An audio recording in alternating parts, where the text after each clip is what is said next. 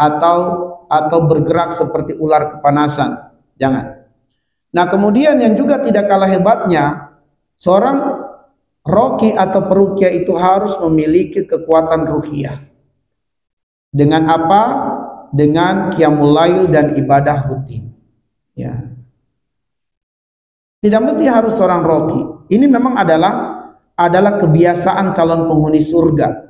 Dalam Quran surat Az-Zariyat ayat yang ke-17 Allah mengatakan kanu qalilan minal laili ma yahjaun. Tentu ayat ini masih berkaitan dengan dua ayat sebelumnya, ayat 15 dan ayat yang ke-16. Nah, di antara ciri calon penghuni surga itu kata Allah adalah mereka mengurangi jatah tidur malamnya. Mereka mengisi sebagian malamnya dengan qiyamul lail, dengan ibadah. Dan juga karena perintah Allah Subhanahu wa taala di dalam Quran surat Al-Isra ayat 79, wa minal laili fatahajjat bihi nafilatan laka asa ayyabasaka rabbuka maqaman mahmuda.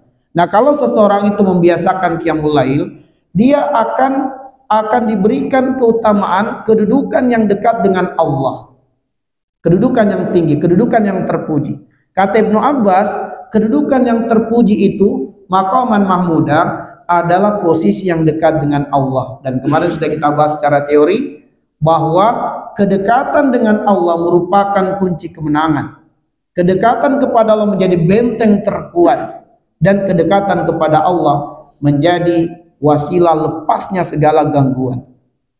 Apatah lagi kemudian seorang roki di dalam membaca ayat-ayat Allah membutuhkan konsentrasi, membutuhkan perenungan terhadap ayat-ayat yang dipilihnya untuk dibacanya, dan kebiasaan qiyamul lail akan membantunya karena Allah mengatakan inna nasyi'atal laili hiya asyaddu wata'aw wa aqwamu qila. Kalau dia sudah terbiasa qiyamul lail, insya Allah dia punya fokus dan konsentrasi yang tinggi ketika membaca ayat-ayat Allah. Dalam proses ruqyah, dia akan membaca ayat-ayat Allah dengan penuh ketenangan, ya, dengan penuh konsentrasi. Paling penting adalah kenapa ayat-ayat itu yang dia pilih, yang dia baca. Sebab Imam Ibnu Qayyim Al-Jauziyah mengatakan kekuatan ayat-ayat Allah adalah ketika mampu diimajinasikan ayat-ayat tersebut dalam proses ruqyah. Jadi ketika kita mampu mengimajinasikan ayat itu, itulah kekuatan ayat-ayat Allah dalam proses ruqyah. Dia bisa menjadi senjata. Nah, kalau kemudian senjatanya sudah sangat canggih tapi kita tidak bisa menggunakannya, ya percuma senjatanya. Ayat-ayat Allah itu senjata yang sangat kuat, tapi kalau tidak tahu menggunakannya, ya juga tidak akan memberikan pengaruh besar.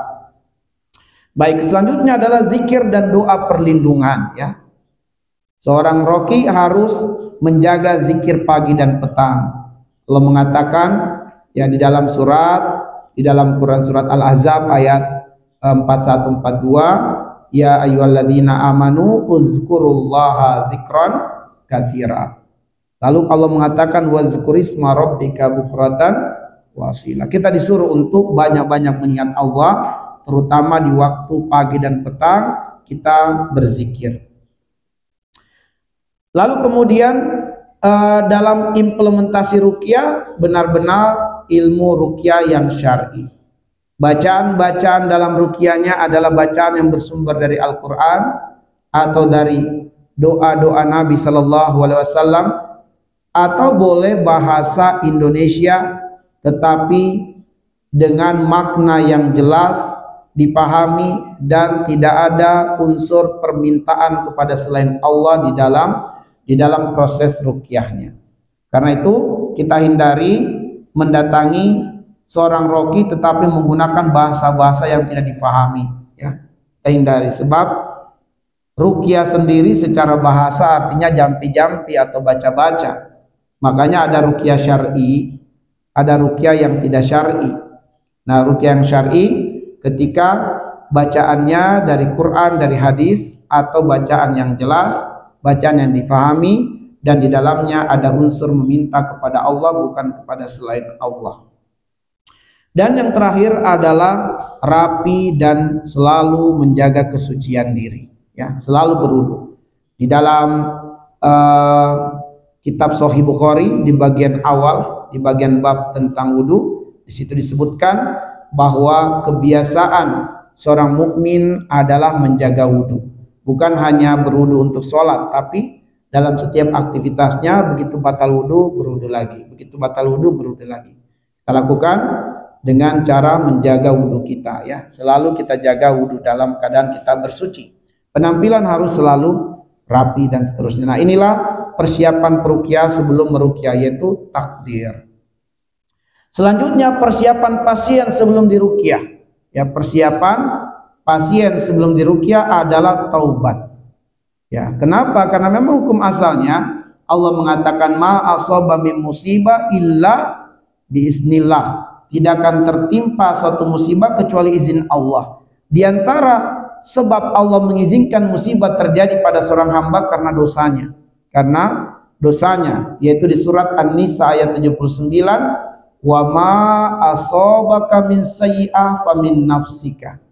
Musibah atau keburukan yang terjadi menimpa dirimu adalah ada sebabnya dari dirimu sendiri.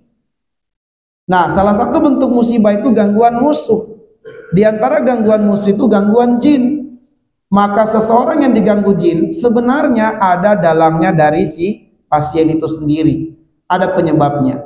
Wa ma asabaka min sayyi'ah famin nafsika. Ada penyebabnya dari dirimu sendiri. Nah, penyebabnya dari dirinya sendiri itu bisa karena kelalaian, bisa karena kemalasan, bisa karena kebodohan, dan juga bisa karena dosa dan maksiat. Namun kata para ulama bahwa di antara penyebab-penyebab banyaknya musibah menimpa seseorang, penyumbang terbanyaknya adalah karena dosa dan maksiat. Karena lalai, seseorang bisa ditimpa musibah. Dia lalai baca doa masuk kamar mandi, terkenalah gangguan jin, sehingga dia ada jin yang mengganggunya. Kemarin sudah kita bahas. Ya, bisa karena jin mahabbah, jin yang suka kepadanya karena auratnya dilihat oleh jin. Dia masuk kamar mandi tidak baca adab, tidak baca doa dan tidak beradab di kamar mandi. Akhirnya terkenalah gangguan jin. Namun di antara penyebab utama terkena gangguan jin adalah dosa dan maksiat kepada Allah Subhanahu wa taala.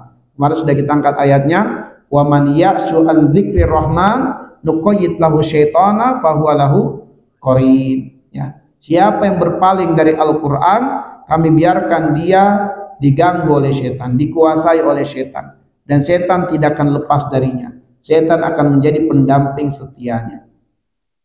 Baik, maka taubat yang kami maksudkan di sini sebagai persiapan pasien sebelum diruqyah, yang pertama adalah tawadu. Ya. Tawadu dalam makna di sini adalah siap diarahkan, siap dibimbing, siap dituntun, dan termasuk siap diruqyah. Nah, kami pribadi tidak akan mau meruqyah pasien sampai pasien itu sendiri yang mau diruqyah. Kalau karena orang tuanya yang nyuruh, nggak bakal saya ruqyah. Saya akan ajak dia terus bercerita sampai terbuka hati dan pikirannya, Ustadz saya pengen diruqyah. Nah, itu baru kemudian insya Allah sugesti-sugesti kita di dalam proses ruqyah akan masuk kepadanya. Jadi jangan meruqyah pasien kalau dia nggak mau. Ya, kalau dia nggak mau diruqyah jangan dipaksa. Ya. Nah, jadi harus tawadu, dia merendah, dia siap diarahkan, dia siap dibimbing, dia siap dituntun. Sebab ini sangat penting untuk memasukkan sugesti-sugesti kebaikan padanya dalam proses ruqyah. Ingat, seseorang dalam kondisi lemah, dalam kondisi tertimpa musibah, itu sangat mudah masuk pesan-pesan dari orang-orang di sekitarnya. Maka kita harus mendominasi pesan yang masuk ke pikirannya dalam bentuk pesan-pesan kebaikan. Ya.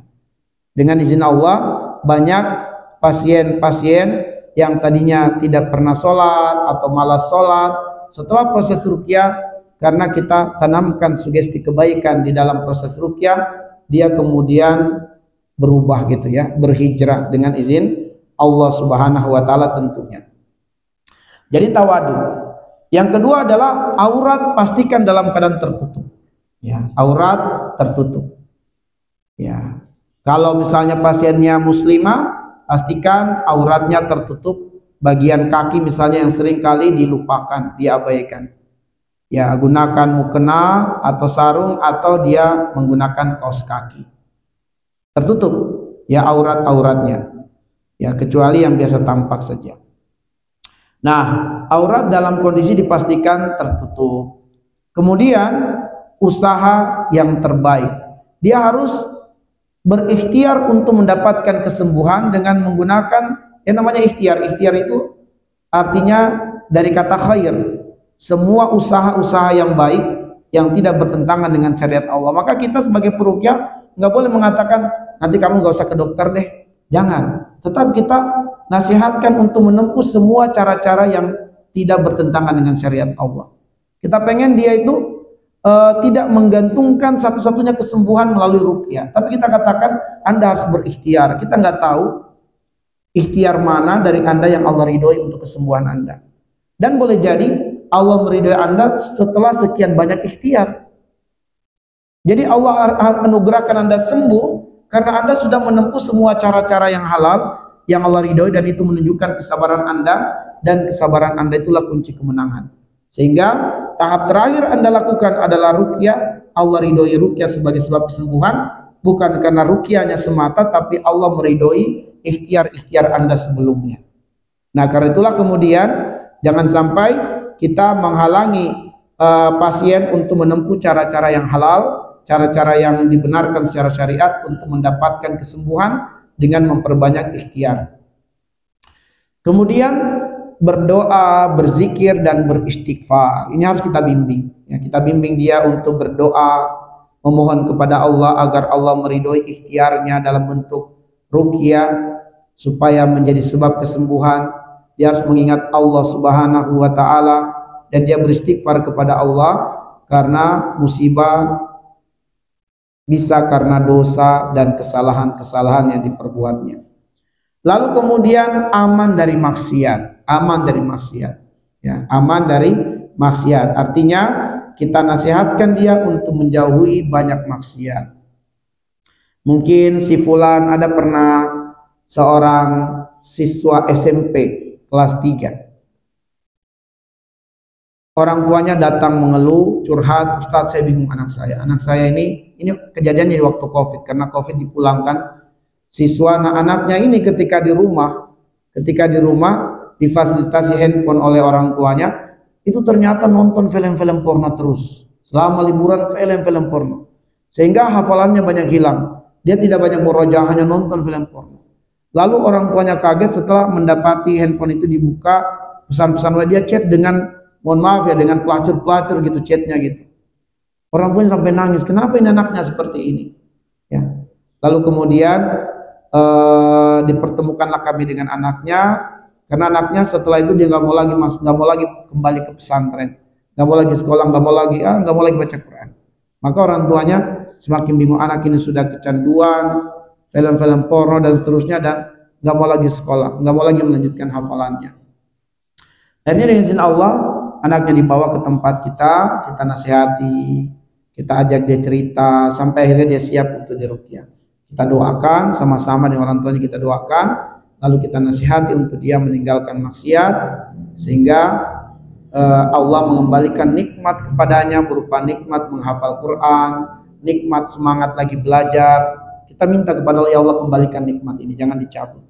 Alhamdulillah dengan izin Allah, tidak lama setelah itu kami dapat kabar karena memang hanya sekali diruqyah, dapat kabar dari bundanya bahwa anandanya kembali ke pesantren, sudah mau lagi belajar, sudah bertambah lagi hafalannya. Nah, tentu semuanya karena Allah Subhanahu wa taala, namun kita bersyukur sekiranya kita bisa menjadi salah satu wasilahnya untuk anak ini kembali ke jalan Allah Subhanahu wa taala. Dan tawakal, dia harus ridho dengan apapun keputusan Allah, dan harus kita kuatkan. Sebab terkadang tidak sembuhnya dia dari musibah, tidak sembuhnya dia dari penyakit, itulah jalan masuk surganya dia. Sebagaimana ada seorang sahabat yang terkena penyakit epilepsi, ternyata tidak sembuhnya dia dari penyakit epilepsi menjadi sebab jalannya masuk surga. Maka kita harus kuatkan dia bahwa kita harus maksimalkan ikhtiar, tapi harus ridho dengan apapun kehendak Allah di balik ikhtiar kita. Kalau Allah menghendaki kita sembuh, kita bersyukur kepada Allah. Kalau Allah belum menghendaki sembuh, kita bersabar, dan semoga sabar inilah yang menjadi jalan masuk surga. Kita kuatkan sampai pasien itu benar-benar berdamai dengan penyakitnya, berdamai dengan musibahnya. Dia hanya mengandalkan Allah, tidak lagi menghebatkan penyakitnya, tapi menghebatkan Allah. Ya, maka inilah pentingnya tawakal kita tanamkan kepadanya. Baik, selanjutnya adalah tahap pelatihan. Nah, tahap pelatihan ini kami beri nama metode sabar, ya, metode sabar, karena saya belum menemukan metodenya, nama metodenya apa. Jadi kami beri nama metode sabar Samsul Basri, gitu ya. Ya, metode sabar. Nah, sabar adalah inti kesembuhan ruhani dan jasmani. Ini bukan sekedar akronim, tapi nilai utama dalam proses ruqyah, ya, dalam proses ruqyah. Nah, sabar yang kami maksudkan, ya, sabar yang kami maksudkan adalah S-nya sadar dan ikrar pemutusan hubungan jin. Jadi semua ini ada tahapannya. Tahapan yang pertama, jadi nanti proses ruqyah yang kami terapkan itu 5 tahapan, 5 tahapan. Tahapan pertama adalah sadar dan ikrar pemutusan hubungan jin. Jadi kita memantik kesadaran dia untuk kembali kepada Allah. Yang kedua, A, analisa dan deteksi kegelapan diri. Kita deteksi kegelapan pada diri pasien. Yang ketiga adalah bebaskan belenggu energi negatif di tubuhnya. Ya, bebaskan belenggu kegelapan atau energi negatif di tubuh pasien. Kemudian yang tahapan keempat, aktifkan ketenangan jiwa. Dan tahapan yang kelima, ini umumnya kami lakukan untuk gangguan-gangguan sihir yang ada pasien sihir sudah 5 tahun, 7 tahun, ya, atau gangguan-gangguan sihir yang berat walaupun baru sebulan 2 bulan tapi udah sangat berat. Nah, itu sampai tahapan yang kelima. Biasanya kalau pasien-pasien bukan karena gangguan sihir, itu sampai tahapan yang keempat saja. Tapi tahapan kelima akan kita lakukan kalau pasien ini terdeteksi gangguan sihir, ya, terkena gangguan sihir atau gangguan jin nasab. Ya, biasa kami gunakan tahap kelima juga untuk gangguan jin nasab yang tidak mau pisah dari pasien. Ya. Baik. Jadi umumnya hanya sampai 4 tahapan, namun tahapan yang kelima tahapan khusus untuk gangguan jenis jin yang khusus. Baik. Nah, ini yang kita urai satu-satu dan ini yang punya pelatihan-pelatihan, dalam arti kita bisa langsung praktekkan. Kita mulai tahapan yang pertama, yaitu sadar dan ikrar pemutusan hubungan jin. Ya, sadar dan ikrar pemutusan hubungan jin. Apa tujuan dari tahapan ini? Membangkitkan kesadaran rohani pasien bahwa gangguan jin adalah musibah dari Allah yang mengandung hikmah dan menjadi momentum untuk bertobat, memperbaiki hubungan dengan Allah, serta memutus seluruh ikatan dengan makhluk gaib kalau ada indikasi gangguannya adalah karena gangguan jin nasab.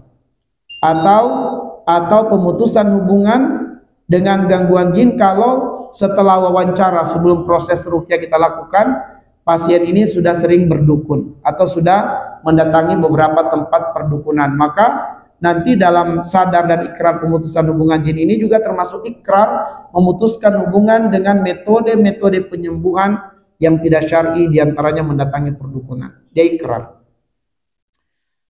Nah, bagaimana langkah-langkah praktisnya? Ya, pertama muhasabah diri. Ya, pertama tentu dengan hayalan dulu saya sampaikan, nanti jika waktunya lapang dan mungkin kita jelaskan bagaimana praktiknya. Jadi tatkala kemudian kita sudah duduk, ya, sudah duduk, pasien kita arahkan untuk duduk menghadap kiblat, lalu kita berada di sisi kanan atau kirinya, pada posisi yang tidak terlalu dekat, tidak juga terlalu jauh, posisi yang memungkinkan pesan-pesan sugesti yang kita berikan dengan tenang itu sampai ke telinganya. Ya, tidak terlalu jauh posisinya, tidak terlalu dekat. Terserah kita mau di posisi kanan atau di posisi kiri. Nah, pertama adalah tahapan langkah praktis untuk tahapan yang pertama ini muhasabah diri. Pasien diajak merenungi perjalanan hidupnya, menyadari bahwa musibah ini adalah takdir Allah, bukan sekedar gangguan dan harus diterima dengan lapang dada. Ditekankan bahwa perlawanan terhadap takdir hanya menambah penderitaan, sementara penerimaan membuka pintu pertolongan. Biasanya setelah pasien sudah duduk, saya akan katakan kepadanya untuk membuka langkah yang pertama dari sadar dan ikrar ini. saya akan katakan silakan tutup mata. Lalu saya minta kepadanya atur nafas, panjang pendek, naik turun, dan iramanya diatur. Kita lihat dia sudah mulai mengikuti pesan kita, itu sudah sugesti masuk tuh. Ya, sugesti sudah masuk. Kemudian kita ulang sekali lagi, atur nafas, panjang pendek, naik turunnya. Kita lihat gerakan dia. Nah, sampai 3 kali dia terasa mulai semakin tenang dan plong. Nah, kita katakan kepadanya, kita sebut namanya untuk membangun keterikatan secara emosional. Ya, saya sebut namanya dia. Jadi penting kita tahu nama dia. Di dalam wawancara kita harus tahu nama dia. Nama, kalau perlu nama yang akrabnya, supaya ketika dalam proses sugesti ini kita panggil nama dia, itu benar-benar ada keterikatan secara emosional. Ya, sebut saja namanya Ahmad. Ya, saya katakan Ahmad, dalam keadaan dia tutup mata ya. Kita katakan, Ahmad, seberat apapun masalah yang kamu hadapi, sebesar apapun masalah yang kamu jalani, sedalam apapun masalah yang kamu terjatuh di dalamnya, yakini satu hal, Allah dekat denganmu. Allah tidak akan pernah meninggalkanmu. Mungkin kamu tidak tahu apa penyebab masalah ini terjadi pada dirimu, tapi Allah tahu apa penyebab masalah ini. Mungkin kamu tidak tahu bagaimana keluar dari masalah ini, tapi Allah tahu bagaimana solusi dari masalahmu ini. Dan ingat satu hal Ahmad, hanya Allah yang bisa menolong kamu. Hanya Allah yang bisa mengeluarkan kamu dari masalah ini. Jangan kamu anggap masalahmu besar. Pertolongan Allah lebih besar dari masalahmu. Maka hebatkan Allah, bergantunglah kepada Allah, sungguh-sungguhlah minta pertolongan Allah. Kita lihat, kita tenang, kita melihat dia mulai meresapi kadang dengan tetesan air mata. Itu berarti pesan sugesti kita sudah semakin dalam masuk ke dia. Mulai kita masukkan kekuatan untuk menerima proses ruqyah ini. Kita katakan kepadanya, ya saya biasa katakan kepada pasien itu, secara mental kamu harus siap merasakan pengaruh dahsyat dari ayat-ayat Allah yang dibacakan dan diperdengarkan kepadamu. Bahasa kita jangan terlalu cepat, jangan juga terlalu lambat, tengah-tengah saja. Jangan terlalu keras, jangan juga terlalu pelan.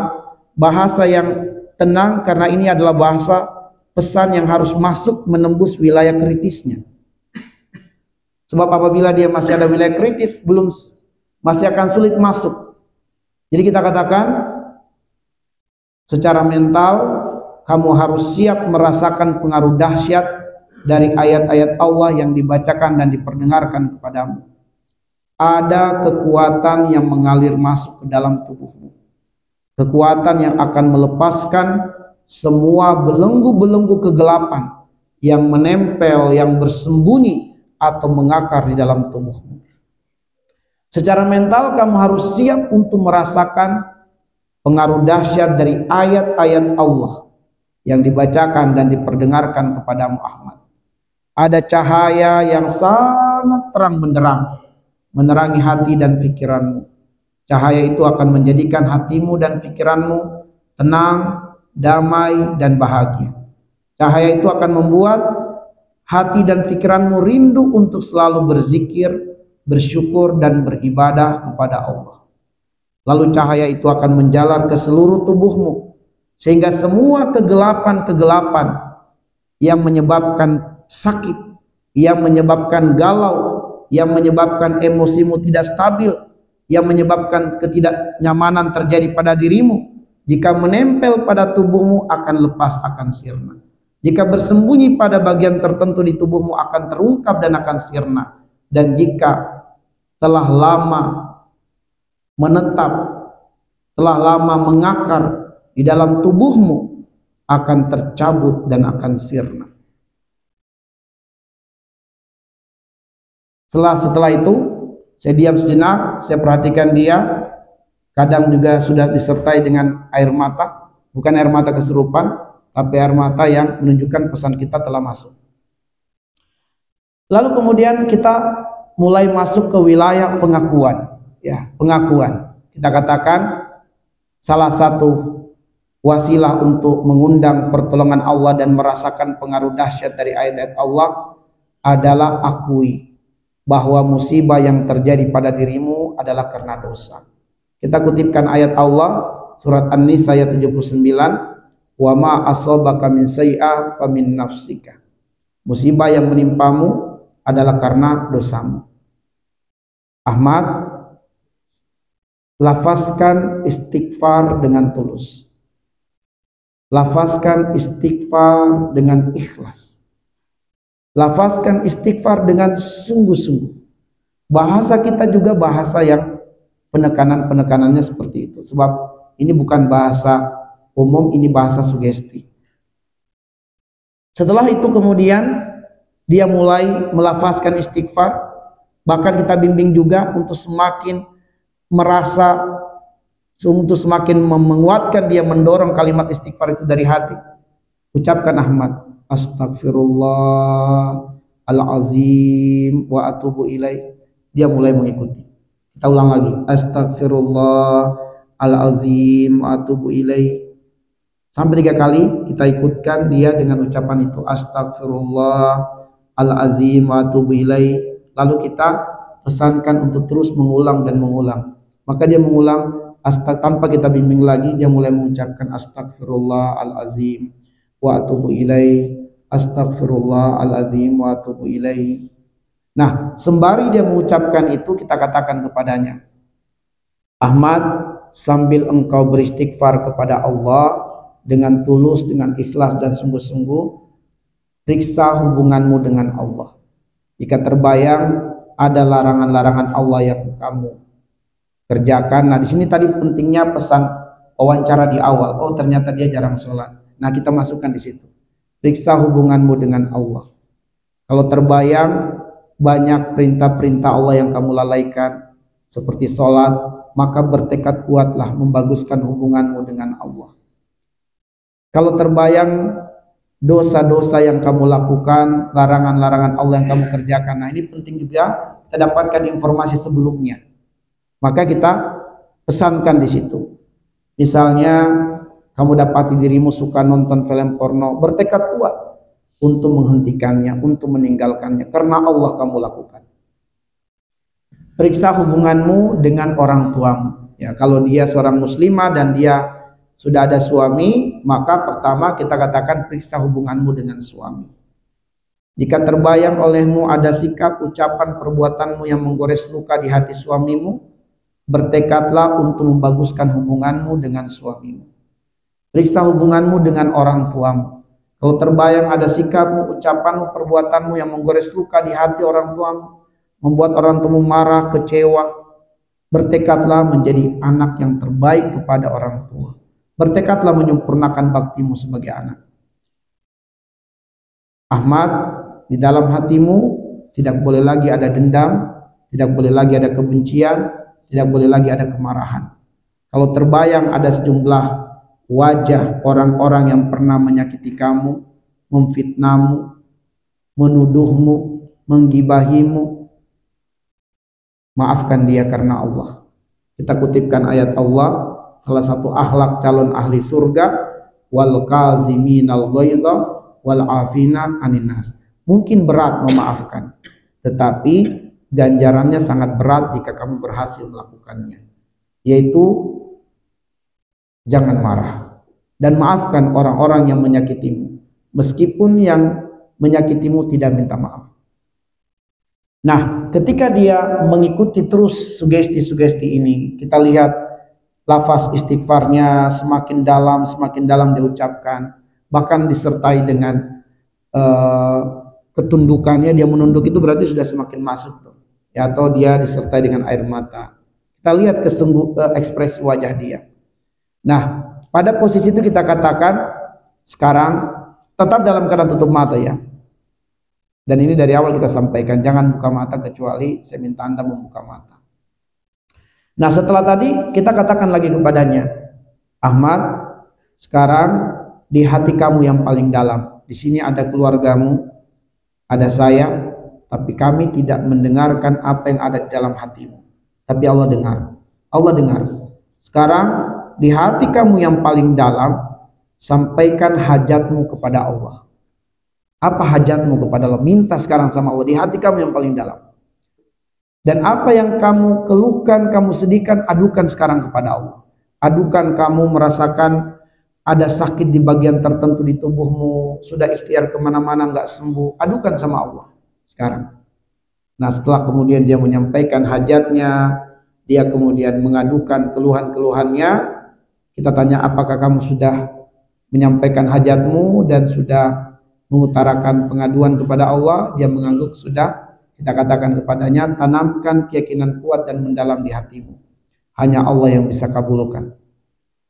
Hanya Allah yang bisa kabulkan. Dan hanya Allah yang bisa hilangkan segala keluhanmu. Nah, setelah demikian, barulah kita menyuruh dia untuk mengangkat tangannya dan berdoa, ya, dan berdoa. Baik. Nah, kemudian kita suruh dia untuk berdoa. Apa yang saya tulis tadi ini adalah yang sudah saya sebutkan. Nah, ini yang kemudian tadi adalah dia sampaikan hajatnya dan keluh kesahnya kepada Allah. Tadi yang saya sampaikan sudah dengan bahasa sugestinya, tapi ini adalah tahapan praktisnya. Nah, sehingga selanjutnya adalah doa, ya, adalah doa. Ya, kita berdoa, kita yang berdoa, paroki yang berdoa dan dia mengaminkan dalam doa. Kalau kemudian kita sudah mendapatkan informasi dari wawancara sebelumnya bahwa dia pernah berdukun, ya, atau dia memiliki kemampuan yang sebenarnya adalah istidraj, dia bisa menerawang dari kecil, dia bisa menerawang, ya, dia bisa meramal nasib orang, itu berarti ada khodamnya, ada kemungkinan jin nasab. Maka sebelum berdoa kita bimbing dia ikrar memutuskan hubungan goib. Ya, setelah tadi kemudian kita suruh dia menyampaikan hajatnya kepada Allah dan mengadukan kepada Allah keluh kesahnya, dan kita kuatkan hanya Allah yang bisa mengabulkan, hanya Allah yang bisa menghilangkan keluh kesahnya. Setelah itu kemudian kita bimbing dia, Ahmad, sekarang kamu harus sungguh-sungguh ikrar. Nah, ini bahasa kita juga berubah sedikit karena ini ikrar agak tegas. Sekarang Ahmad, kamu harus sungguh-sungguh ikrarnya. Kamu harus berhenti dari berdukun, berhenti dari meminta bantuan jin. Nah, di sini kita bimbing, ikuti ucapan saya, ikuti ucapan saya. Nah, saya biasa bimbing pasien misalnya melepaskan gangguan jin nasab. Ya, saya bimbing dengan tentu bukan kemudian kalimat ini yang harus menjadi kalimat kita dalam membimbing dia ikrar, bebas saja gitu ya, bebas saja dalam arti silakan kita memilih kata-kata yang pas, tepat, dan cocok menurut kita untuk pasien tersebut. Tapi yang umum saya lakukan ketika membimbing dia ikrar, saya katakan kepadanya, Ahmad, sekarang ikuti ucapan saya dengan sungguh-sungguh. Ya, dengan sungguh-sungguh, dengan serius, lafazkan dengan tegas. Bismillahirrahmanirrahim, dia ikuti. Asyhadu an la ilaha illallah wa asyhadu anna Muhammadar Rasulullah, dia ikuti. Dengan nama Allah, dia ikuti. Saya berikrar sebagai hamba Allah, mewakili diri saya dan mewakili keluarga besar saya, bahwa saya memutuskan hubungan dengan semua jin nasab, dengan semua jin warisan, dengan semua jin turunan yang datang kepada saya atau yang didatangkan kepada saya, yang saya sadari atau tidak, yang saya ketahui atau tidak, dengan nama Allah saya putuskan hubungan dengan mereka. Saya tidak butuh mereka, saya hanya butuh Allah. Hasbunallah, nikmal wakil, nikmal maula, wa nikman nasir. Ini kita bimbing sembari dia itu mengikuti, ya, dia harus mengikuti, dia mengikuti. Jadi kita bimbing dia dan dia mengikuti ikrar tadi.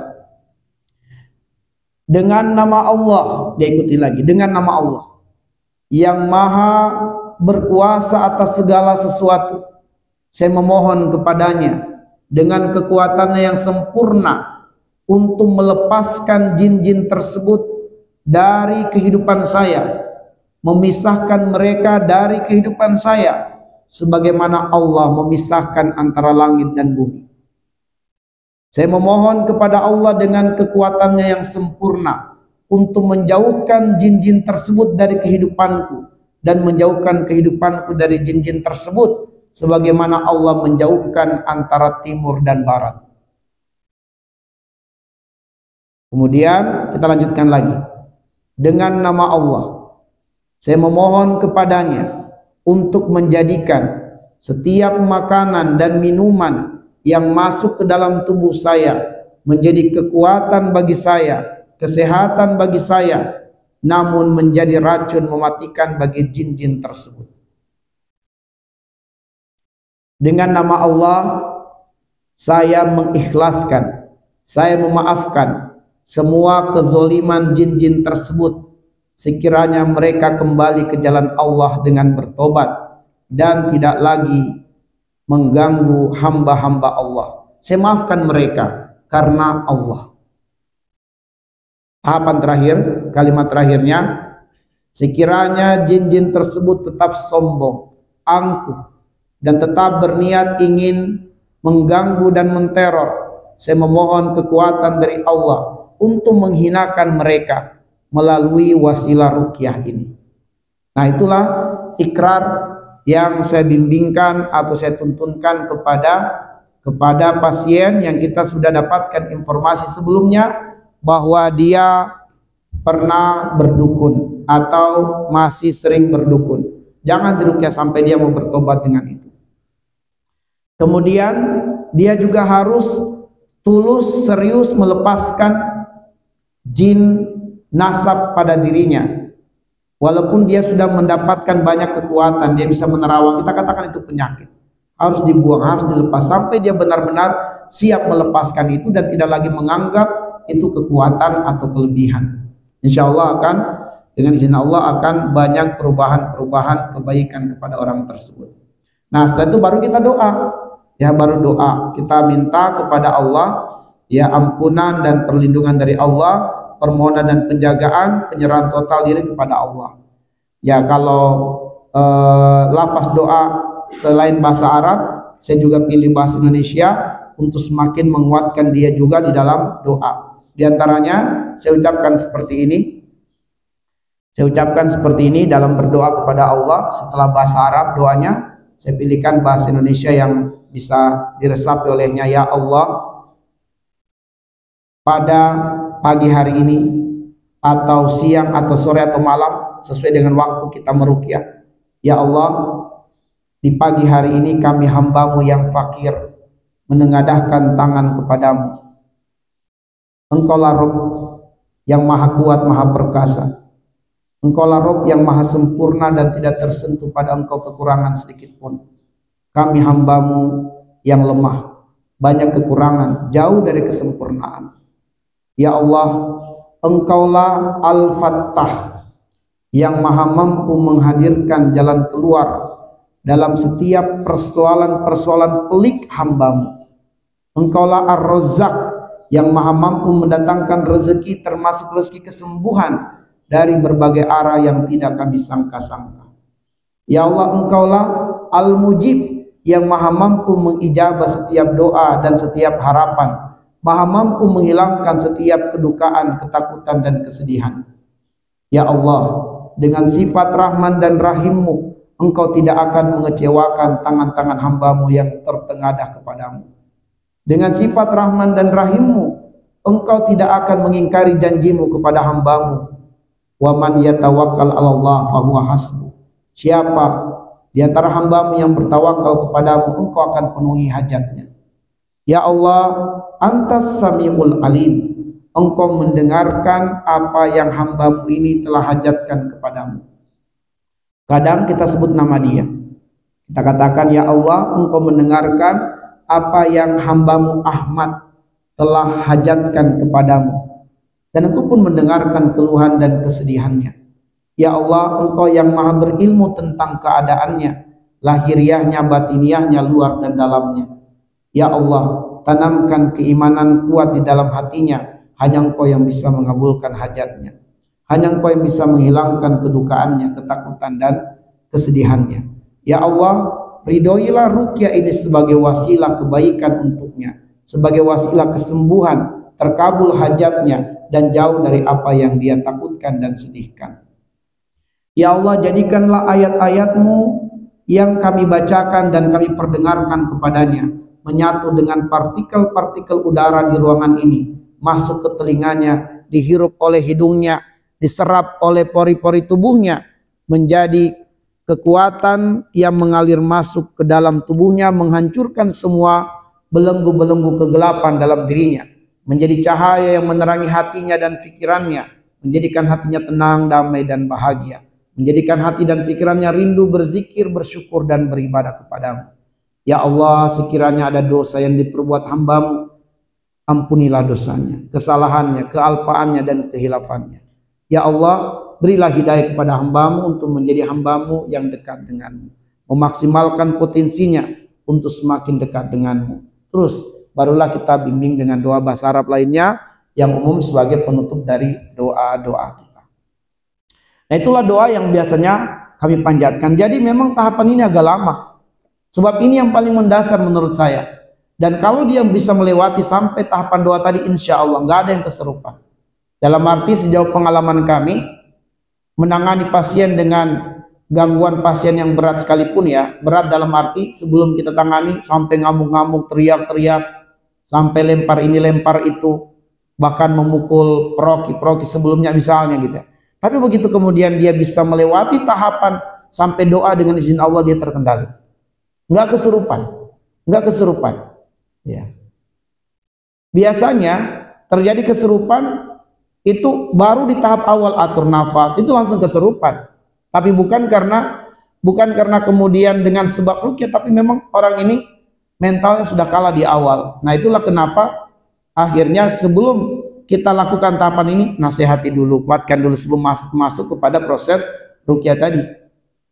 Nah, kita nasihati, kita kuatkan, cerita dulu, ngobrol dulu kita. Makanya rukyah jangan langsung berpikir cepat gitu, harus selesai. Karena kita pengen menyembuhkan pasien ini, bukan sekedar rukyah selesai lalu kemudian pasien pulang, tidak seperti itu.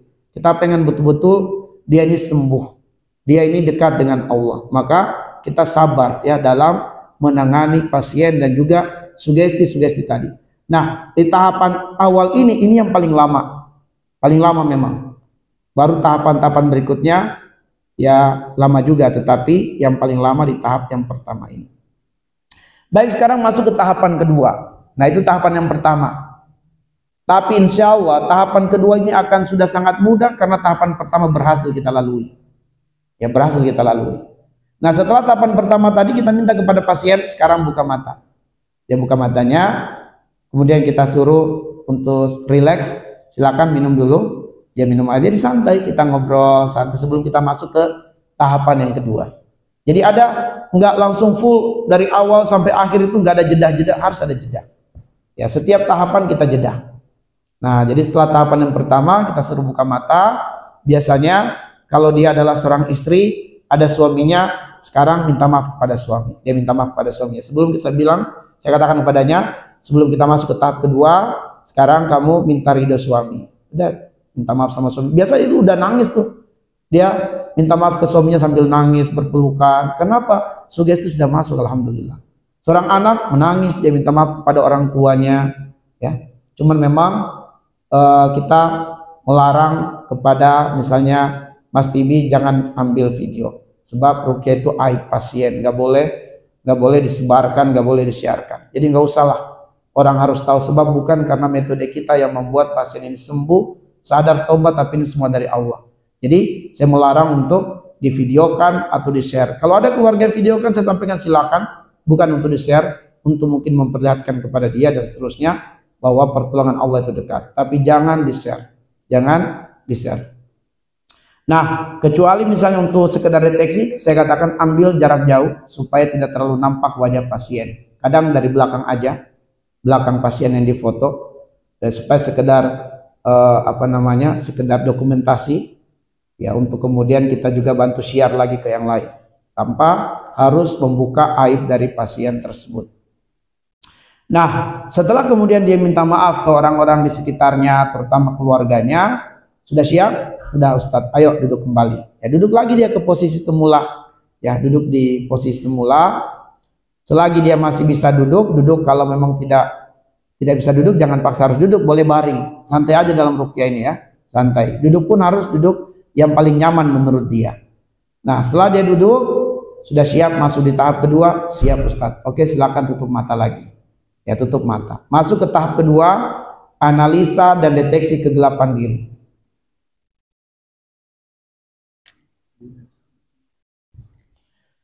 Nah, tujuan utama dari tahapan kedua ini adalah mendeteksi adanya gangguan non-fisik atau pengaruh kegelapan gaib dalam tubuh dan jiwa pasien melalui reaksi terhadap ayat-ayat Quran, khususnya ayat-ayat yang berfungsi untuk membongkar kehadiran energi negatif, sihir atau ain. Tapi insya Allah di tahap ini tidak kesurupan.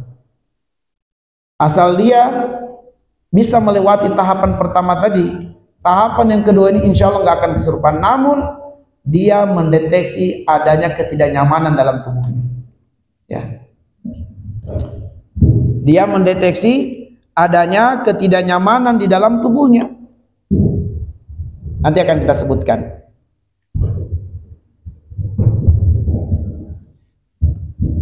Nah, inilah tujuannya, tujuan dari analisa dan deteksi kegelapan diri. Jadi, tahapan ini kita pengen mendeteksi gangguannya si pasien ini. Adakah memang kegelapan, energi negatif? Nah, kita deteksi. Langkah-langkah praktis yaitu persiapan spiritual dan fokus. Pasien diminta untuk duduk tenang, memejamkan mata dan mengosongkan pikiran dari hal-hal duniawi. Diminta untuk memusatkan perhatian sepenuhnya pada bacaan ayat-ayat Al-Quran yang akan dibacakan. Nah, setelah dia duduk tenang seperti tadi, sudah siap nih kita mendeteksi kegelapan dengan ayat-ayat ruqyah. Tapi sebelum saya bacakan ayat-ayat ruqyah, kita dakwahi dulu jinnya. Nah, ini belum sempat saya masukkan tadi. Ya, kita dakwahi jinnya dengan, saya biasa mengatakan, ya ma'syaral jinni wal ins, in istata'tum an tanfuzu min aqtaris samawati wal ardi fanfuzu la tanfuzuna illa bisultan. Afa hasibtum annama khalaqnakum abasa wa annakum ilaina la turja'un. Ukhruj ya aduwallah ittaqillaha haitsuma kunta wa ilahukum ilahu wahid la ilaha illa huwar rahmanur rahim wa ma khalaqtul jinna wal insa illa liya'budun. Nah, ini yang saya gunakan di awal untuk mendakwahi jin. Lalu saya gunakan dengan bahasa Indonesia. Wahai bangsa jin, takutlah kalian kepada Allah yang menciptakan kalian dan berkuasa penuh atas diri-diri kalian. Takutlah kalian kepada Allah, karena Allah yang menggenggam hidup dan mati kalian tidak menciptakan kalian untuk berbuat kerusakan di muka bumi. Allah juga tidak menciptakan kalian untuk menzolimi hamba-hamba Allah. Allah tidak menciptakan kalian bersekutu dengan para dukun dan tukang sihir, tapi kalian diciptakan untuk tujuan yang utama, tujuan yang mulia, menghambakan diri kepada Allah. Keluarlah dari tubuh ini dalam rangka taat kepada Allah. Mungkin kalian merasakan kebahagiaan, kenyamanan dengan menempel di tubuh hamba Allah ini, atau bersembunyi pada bagian tertentu di tubuhnya, atau mengakar lama di dalam tubuhnya. Tapi ketahuilah, itu adalah kezoliman, itu adalah dosa, itu adalah maksiat.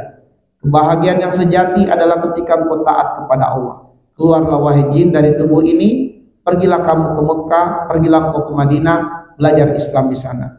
Bergabunglah dengan jin-jin muslim yang solihun dan solihat. Kenali Allah dengan baik, pelajari Islam dengan baik, itulah kebahagiaan yang sejati. Wahai jin, aku bukan musuh bagimu. Aku dai yang mengajakmu pada kebaikan, yang menuntunmu pada jalan yang hak. Keluarlah dari tubuh ini dalam rangka taat kepada Allah. Wahai jin, Allah yang maha tahu hati kamu yang paling dalam. Apakah engkau berhak mendapatkan hidayah ataukah tidak? Aku bertawakal kepada Allah akan dirimu. Saya mohon kepada Allah, sekiranya di hatimu ada kebaikan, semoga Allah beri hidayah. Tapi sekiranya di hatimu ada kesombongan, semoga Allah menghinakan kamu dengan ruqyah ini. Itu nasihat kita ke jin tersebut. Lalu kita baca ayat-ayat penguatan untuk diri kita sebelum kita baca ayat-ayat yang sudah kami tuliskan ini. Di antaranya saya baca, ya hayyu ya qayyum birahmatika astagitsu aslih li sya'ni kullahu wa la takilni ila nafsi tarfata ain. Rabbana atina min ladunka rahmah wa hayyi lana min amrina rasyada. Inna waliyallahu alladzi nazzalal kitab wa huwa yatawallas sholihin wa huwa yatawallas sholihin. Karena tahapan ini adalah tahapan ingin mengungkap sesuatu yang tersembunyi dalam tubuh pasien, maka saya terkadang memilih atau membaca lagi surah Al-An'am ayat yang ke-59, sembari itu mengimajinasikan atau memohon kepada Allah yang Maha berilmu mengungkap rahasia tersembunyi dari gangguan pada tubuh pasien ini. Maka saya baca, wa indahu mafatihul ghaib la ya'lamuha illahu wa ya'lamu ma fil barri wal bahr wa ma tasqutu min waraqatin illa ya'lamuha wala habbatin fi dhulumatil ardi wala rabbin wala yabisin illa fi kitabim mubin. Nah, ketika kita baca itu kita hadirkan kuat dalam hati kita bahwa hanya Allah yang mengetahui segala apa yang nampak dan apa yang tersembunyi. Pasien ini kelihatan sehat-sehat saja, tapi banyak kegelapan yang menempel, yang bersembunyi di tubuhnya, dan Allah yang Maha tahu. Setelah itu kita minta di hati kecil kita, ya Allah, Engkaulah Al-Hadi, berilah hidayah, berilah petunjuk. Sekiranya ada kegelapan di dalam tubuh pasien ini, berikan dia rasa, sehingga terdeteksilah kegelapan dalam dirinya, dan berilah petunjuk untuk kesembuhannya. Nah, barulah mulai membaca ayat-ayat berikut ini, ya. Baca surat Al-Fatihah dengan tenang, dengan tartil, jangan terburu-buru, baca tenang saja. Kemudian baca surat Al-Mulk ayat 1 sampai dengan ayat yang keempat. Al-Fatihah kita baca sebagai pintu pembuka hidayah dan pembuka kesadaran ruhani. Al-Mulk kita baca untuk membongkar kekuatan gaib yang tersembunyi. Kemudian Al-Qalam ayat 51-52 kita baca ayat tentang ain, pandangan hasad yang menyakitkan. Kemudian surat An-Nisa ayat 54 tentang hasad dan pengingkaran nikmat. Lalu kemudian surat Yusuf ayat 67 tentang strategi menghindari ain. Ini semua sebenarnya ayat-ayat ini kita pilih karena kandungan yang terdapat di dalamnya. Sebab tidak ada ayat-ayat khusus untuk ruqyah selain ayat-ayat yang memang Nabi sudah ajarkan kita seperti Al-Ikhlas, Ayatul Kursi, 2 ayat terakhir surat Al-Baqarah. Adapun ayat-ayat yang lain itu semua syifa. Tetapi kata Ibnu Qayyim Al-Jauziyah, pilih ayat-ayat yang memang maknanya itu kita bisa imajinasikan sebagai kekuatan. Nah, karena itulah kemudian ayat-ayat ini kita pilih. Misalnya di Quran surat Yusuf ayat 67 itu kan berkaitan dengan nasihat Yakub kepada anak-anaknya supaya jangan masuk ke satu pintu secara bergerombol gitu. Nanti akan mengundang pandangan siapa nih gitu ya. Itu pandangan akan terarah ke dia. Tapi masuklah dari berbagai pintu supaya kalian tidak menyebabkan kecurigaan orang-orang, karena kalian orang asing, orang baru datang, jangan sampai mengundang perhatian banyak orang. Nah, jadi di situ kita minta kepada Allah supaya ada pembentengan dari hasad, ya. Dan kalau ada hasad terungkap. Kemudian surat Al-Baqarah 109 tentang keinginan orang-orang hasad agar mukmin berpaling dari imannya, sampai surat Al-Falaq sebagai perlindungan dari segala bentuk kejahatan gaib. Nah, begitu selesai kita baca ini, kita katakan kepadanya buka mata. Ya, setelah ayat dibacakan pasien diminta buka mata Anda. Udah kita ngobrol ringan lagi, ngobrol santai lagi. Nah, sambil kita ngobrol santai, kita mulai menggali. Tadi ketika kamu dengar ayat dari awal sampai akhir saya bacakan, ada enggak ketidaknyamanan yang kamu rasakan? Ada enggak ketidaknyamanan yang kamu rasakan? Nah, dia biasa menyampaikan apa yang dia rasa tidak nyaman, tapi insya Allah enggak keserupan. Dia mengatakan, tadi mendengar ayat itu kok jantung saya jadi bluk gitu ya. Ada yang merasa kok tiba-tiba panas Ustaz, kok tiba-tiba saya merasa kedinginan gitu. Ada yang mengatakan, aduh Ustaz, itu pundak saya berat banget itu. Ya, pada saat dia dengar ayat, berarti ada kegelapan. Ada yang mengatakan pusing Ustaz, saya rasa mual, rasa ingin muntah, tapi enggak muntah. Kemudian kantuk berat secara tiba-tiba. Ada gerakan aneh dalam tubuh, dia merasa kayak ada pergerakan dalam tubuhnya gitu. Ada pergerakan dalam tubuhnya. dan dia merasakan tiba-tiba ada rasa sakit pada bagian tertentu di tubuhnya, itu berarti deteksi ada kegelapan. Nah, setelah terdeteksi ada kegelapan, kita berusaha menggali kegelapan ini. Apakah ain, ataukah gangguan jin biasa, ataukah kemudian sihir.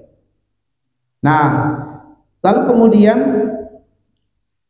kita berusaha menggali lagi, deteksi ain melalui visual dan ingatan. Ini ada tulisan kami tentang ini, yang terkait dengan ain. Nah, kita tanyakan kepadanya, ketika ayat dibacakan kepada Anda, apakah ada wajah secara spontan terbayang, terlihat?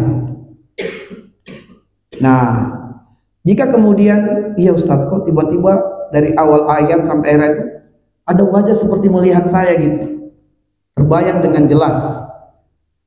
Nah, kalau kita baca beberapa buku referensi dari kitab-kitab ruqyah yang ditulis oleh para peroki yang berpengalaman, ya mereka menyebutkan bahwa wajah yang terlihat itu adalah jin yang menampakkan diri dalam wujud wajah orang yang menimpakan ain padanya.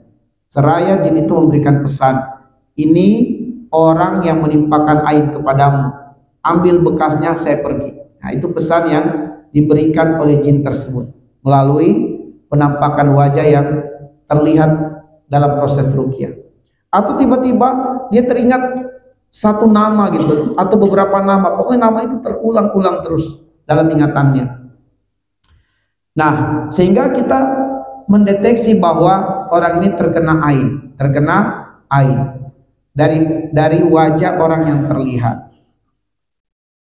Nah, ini menjadi bagian penting dari analisa untuk dilanjutkan ke tahap pelepasan. Bila ditemukan indikasi ain, pasien dibimbing untuk memaafkan orang yang menjadi sumber ain. Jika dikenali, kita ajarkan kepadanya. Saya biasa menanyakan terlebih, kira-kira orang ini menimpakan ain kepadamu karena sebab kebencian, kemarahan, atau kekaguman? Kayaknya marah Ustadz dengan saya. Kenapa? Saya pernah ada kelas dengan dia, bertengkar. Oh, oke. Baik, sekarang kamu maafkan dia. Nah, jadi kita bimbing dia untuk mendoakan 7 hal, yang mendoakan dengan doa 7 hal yang Nabi ajarkan kepada Anas. Kita doakan kepadanya, Allahumma aksir malahu. Kamu doakan supaya hartanya dibanyakan oleh Allah. Wa waladahu, dibaguskan anak keturunannya oleh Allah. Lalu kita ajarkan dia, doakan lagi, Allahumma aksir malahu waladahu wa barik lahu fima ataitahu. Ya Allah, berikan keberkahan kepadanya atas apa yang kau berikan untuknya. Wa atil hayatahu fi taatik, ya Allah, panjangkanlah umurnya dalam kebaikan, dalam ketaatan. Wa ahsin a'malahu, ya Allah, baguskan amal solehnya. Waghfir lahu, ya Allah, ampuni dosanya. Warzuqhu husnal khotimah, ya Allah, rezekikan dia husnul khotimah. Yang terakhir, wadakhilhu jannatak, ya Allah, masukkan dia ke dalam surga. Nah, kita tuntun orang ini untuk mendoakan orang tadi dengan doa-doa tadi. Sebab orang kalau benci itu sulit mendoakan orang lain. Nah, sekarang kita bimbing supaya hatinya itu bersih dari dendam, dari kebencian, dari kemarahan. Sekarang kamu doakan dia. Begitu kamu doakan, insya Allah detik hari ini juga Allah sampaikan doamu kepadanya, dia merasakan. Dia tiba-tiba mengingat kamu. Bisa jadi dia tiba-tiba mengingat kamu dan memaafkan. Mungkin kamu yang salah sama dia akan maafkan. Baik. Nah, kemudian berdoa agar Allah memutus pengaruh hasad dan membalikan dampaknya menjadi kebaikan. Menyempurnakan ikhtiar dengan mengambil bekas dari orang yang menimpakan ain kepadanya. Sebab ini ada dalam riwayat Imam Muslim petunjuknya, ketika ada seorang sahabat bernama Sahal bin Hunayf yang tertimpa ain dari sahabat bernama Amir. Nabi bersabda, man tatahimun, siapa yang kalian duga kuat menimpakan ain kepada Sahal? Orang-orang menyebut namanya Amir. Dipanggil Amir, lalu disuruh Amir berwudu, bekas wudunya diambil, disiramin kepada Sahal dan sembuhlah dia dari keluhannya. Ketika Sahal itu dia berendam di sebuah oase, tiba-tiba dipuji oleh Amir karena kulitnya yang putih, yang seperti kulit perempuan. Maka seketika itu juga Sahal ini tangannya meliuk-liuk ke belakang seperti orang yang gimana ya, kemudian kepalanya masuk ke dalam air, dia nggak bisa angkat sampai hampir mati gitu. Ditolonglah oleh sahabat-sahabat yang lain. Nah, Rasul doanya mustajab, tapi saat itu Nabi menyuruh man tatahimun, siapa yang diduga kuat, panggil orangnya ke sini. Dipanggillah Amir, disuruh berwudu, setelah berwudu bekas wudunya disiramin. Ini berarti bahwa diantara menyempurnakan ikhtiar dari air itu, dapatkan bekas dari orang yang menimpakan air. Bisa bekas wudunya, tapi bukan adab, bukan kebiasaan kita di Indonesia. Seringkali orang marah, tersinggung, kenapa bekas wudu saya gitu ya, jangan sampai mau dia apa-apain gitu ya. Maka nggak perlu. Boleh juga bekas botol minum, bekas botol minumnya ya, setelah orang ini memegang gelas atau botol minum sudah habis, nah Anda ambil botol minum itu, bawa pulang ke rumah, siramin air seluruh sisinya, tadah bekas siramannya. Setelah itu bekas siraman tadi gunakan untuk menyiram ke bagian tubuh yang sering dikeluhkan sakit. Kalau bagian tubuh gangguannya adalah gangguan dalam tubuh, maka minum air dari situ. Kalau tidak, siramkan ke bagian tubuh yang sering sakit, insya Allah lepas airnya. Sudah banyak pasien dengan izin Allah yang kami terapi dengan cara ini sembuh dari air. Ya, sembuh dari air. Ada salah seorang pasien yang setiap malam teriak-teriak, gitu ya, teriak-teriak, ketakutan, ya, ketakutan tiap malam. Nah, akhirnya kemudian keluarganya mengundang kami ke sana. Setelah kita baca ayat-ayat tadi, mendeteksi, terbayang wajah tetangganya. Hanya wajah itu yang terbayang, gak ada wajah yang lain. Saya tanyakan, ada problem, ada masalah? Ya Ustaz, sebulan ini kami memang bertengkar masalah tanah. Terus ya belum ada titik temunya. Udah kalau begitu kamu tertimpa ain darinya, kamu dapatkan bekas, ambil bekasnya. Gimana caranya Ustaz? Ya nggak bisa dapat bekas wudunya atau nggak bisa. Ya udah kalau begitu, ada nggak benda-benda yang kamu lihat sering dia sentuh? Dia mengatakan itu keran air di belakang rumah sering dia putar. Nah itu, saya suruhlah keluarganya menyiramin keran yang sering dipegang ya, dipegang keran itu diputar kadang tiap hari kalau dia membersihkan, itu disiramin air, ditadah. Nah bekas siramannya itu saya siramkan ke tubuhnya. Dengan izin Allah besoknya dia sembuh dan tidak pernah lagi ada keluhan seperti yang sebelum-sebelumnya. Nah jadi itu adalah diantara wasilah yang dilakukan, menyembuhkan dia dari gangguan air. Kemudian meningkatkan ibadah dan zikir pelindung agar jiwa dan raga diperkuat untuk melawan pengaruh tersebut. Nah catatan penting, tahapan ini bukan pengusiran jin secara langsung, melainkan tahap analisa ruhani untuk membaca jejak-jejak kegelapan yang tersimpan dalam tubuh dan membuka jalur penyembuhan yang tepat pada tahapan selanjutnya. Tapi dalam tahapan ini sudah banyak juga sebagian jin-jin yang sekedar numpang lewat, tahapan ini udah sembuh biasanya. Tapi ini jin-jin yang bertahan ya, karena memang sebab-sebab, karena nasab, karena ini bertahan sampai tahap yang ketiga. Nah, ketika kemudian dia terungkap ada kegelapan-kegelapan tapi tidak terbayang wajah siapapun, nah kita coba lanjutkan deteksi yang lain, yaitu deteksi sihir. Deteksi sihir ini dengan cara duduk. Nah ini kita butuh praktekkan, tapi kita tangguhkan dulu. Kalau ada waktu nanti kita ajarkan bagaimana mendeteksi sihir ya. Ayat yang kita baca sederhana, Al-Fatihah, ayat kursi, Al-Ikhlas, Al-Falaq, An-Nas, tapi dengan peragaan. Pasiennya duduk, lalu kemudian kakinya dijulurkan, pandangannya terfokus kepada di antara dua ibu jari kakinya, yang kakinya itu membentuk huruf V ya. Lalu kemudian setelah itu dalam keadaan mata tidak dialihkan ke titik yang lain, pandangannya tetap fokus di tengah-tengah atau di antara dua ibu jari kakinya. Lalu kemudian kita bacakan ayat tadi. Lalu kita tanyakan 7 pertanyaan. Jika dari 7 pertanyaan itu ada 4 pertanyaan yang jawabannya ya, maka dia terkena gangguan sihir yang kuat. Lalu ketika dalam proses tadi kita menanyakan apakah ada halusinasi, dia mengatakan iya ada halusinasi.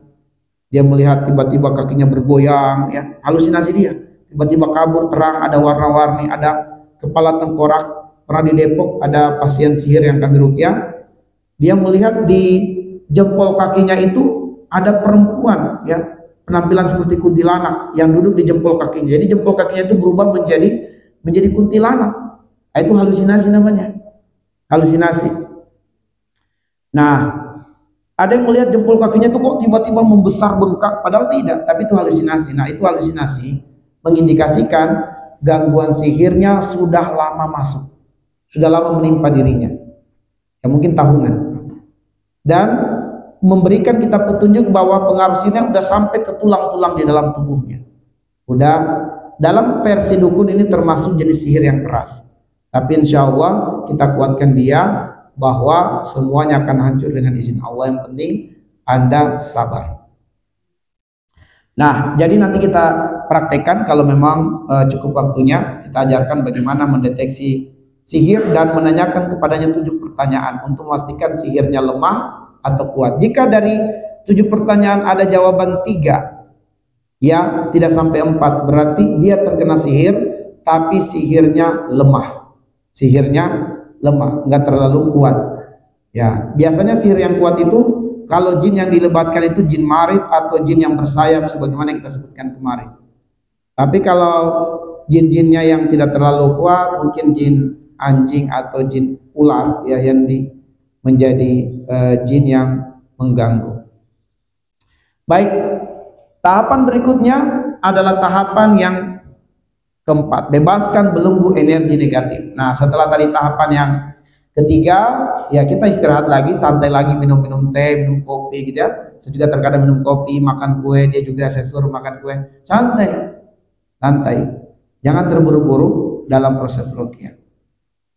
Lalu kemudian kita lanjutkan. Nah, tahapan ini tahapan di mana tahapan ini bertujuan melepaskan ikatan energi negatif sihir dan pengaruh jin yang melekat di tubuh dan jiwa pasien melalui pembacaan ayat-ayat ruqyah disertai penekanan titik-titik strategis yang menjadi pusat persembunyian atau pengaruh jin. Tahapan ini disertai dengan totokan-totokan, atau tekanan-tekanan pada bagian tertentu di tubuhnya. Nah, untuk mengetahui titik-titik tubuhnya agar ditekan, di titik mana nih kita harus menekan. Nah, nanti kita akan berikan pelatihan. Kalau cukup waktu kita langsung latihkan juga. Bagaimana kita mengetahui titik-titik kegelapan jin di tubuh pasien. Baik.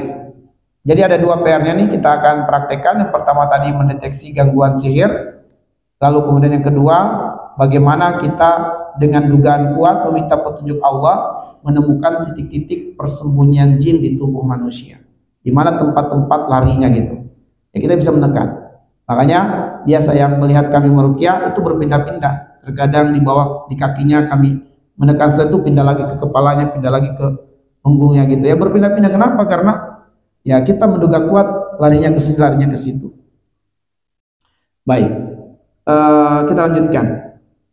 Nah, langkah-langkah praktis ya. Oh, ini belum saya ganti bagian atasnya ya, mohon maaf nih. Baik, jadi bebaskan belenggu energi negatif. Langkah praktisnya, pertama, pasien diminta untuk menutup mata dan mengosongkan pikiran dari segala gangguan. Ditekankan pada pasien bahwa proses ini adalah bentuk penyerahan diri kepada Allah dan hanya Allah yang dapat membebaskannya dari kegelapan yang menempel di tubuhnya atau bersembunyi di tubuhnya. Lalu pembacaan ayat ruqyah umum. Nah, jadi ketika kita baca ayat-ayat ini ruqyah umum dulu, ayat-ayat umum yang kita baca. Ini sudah disertai dengan tekanan-tekanan dan totokan-totokan di tubuh pasien. Nanti kita akan latihkan bagaimana tekanan dan totokan-totokannya.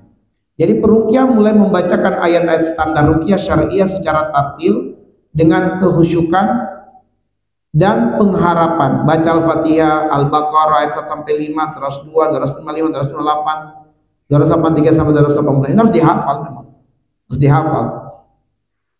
Kemudian Quran surat Al-A'raf ayat 117 sampai ayat 122 harus dihafal. Kemudian Quran surat Yunus ayat 79 sampai 82, surat Toha ayat 65 sampai 70, As-Saffat ayat 1 sampai 11, Al-Kafirun, Al-Ikhlas, Al-Falaq, An-Nas. Nah, di dalam ayat-ayat ini selain dia adalah ayat-ayat yang umum, juga di dalamnya ada ayat-ayat penghancur sihir. Ya, terutama di surat Al-Baqarah, Al-A'raf, Yunus dan Toha. Itu adalah ayat-ayat untuk menghancurkan pengaruh sihir di tubuh pasien ketika terdeteksi sihir. Ini sudah sambil ditekan-tekan, ditotok-totok. Lalu kemudian lebih dalam lagi. Ya, pelepasan energi melalui hancurnya buhul.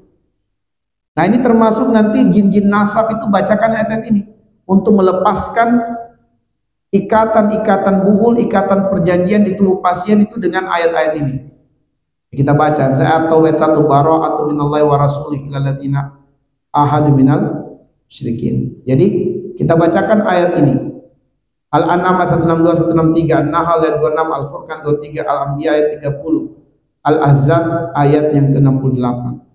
Kita bacakan ayat penghancur buhul atau ikatan goib dalam tubuh. Kita bacakan semuanya ini. Harus dihafal. Harus dihafalkan ayat-ayat ini. Misalnya di dalam surat Al-Furqan, ya, kita mengatakan wa qadimna ila ma amilu min amalin faj'alnahu haba'an mansura.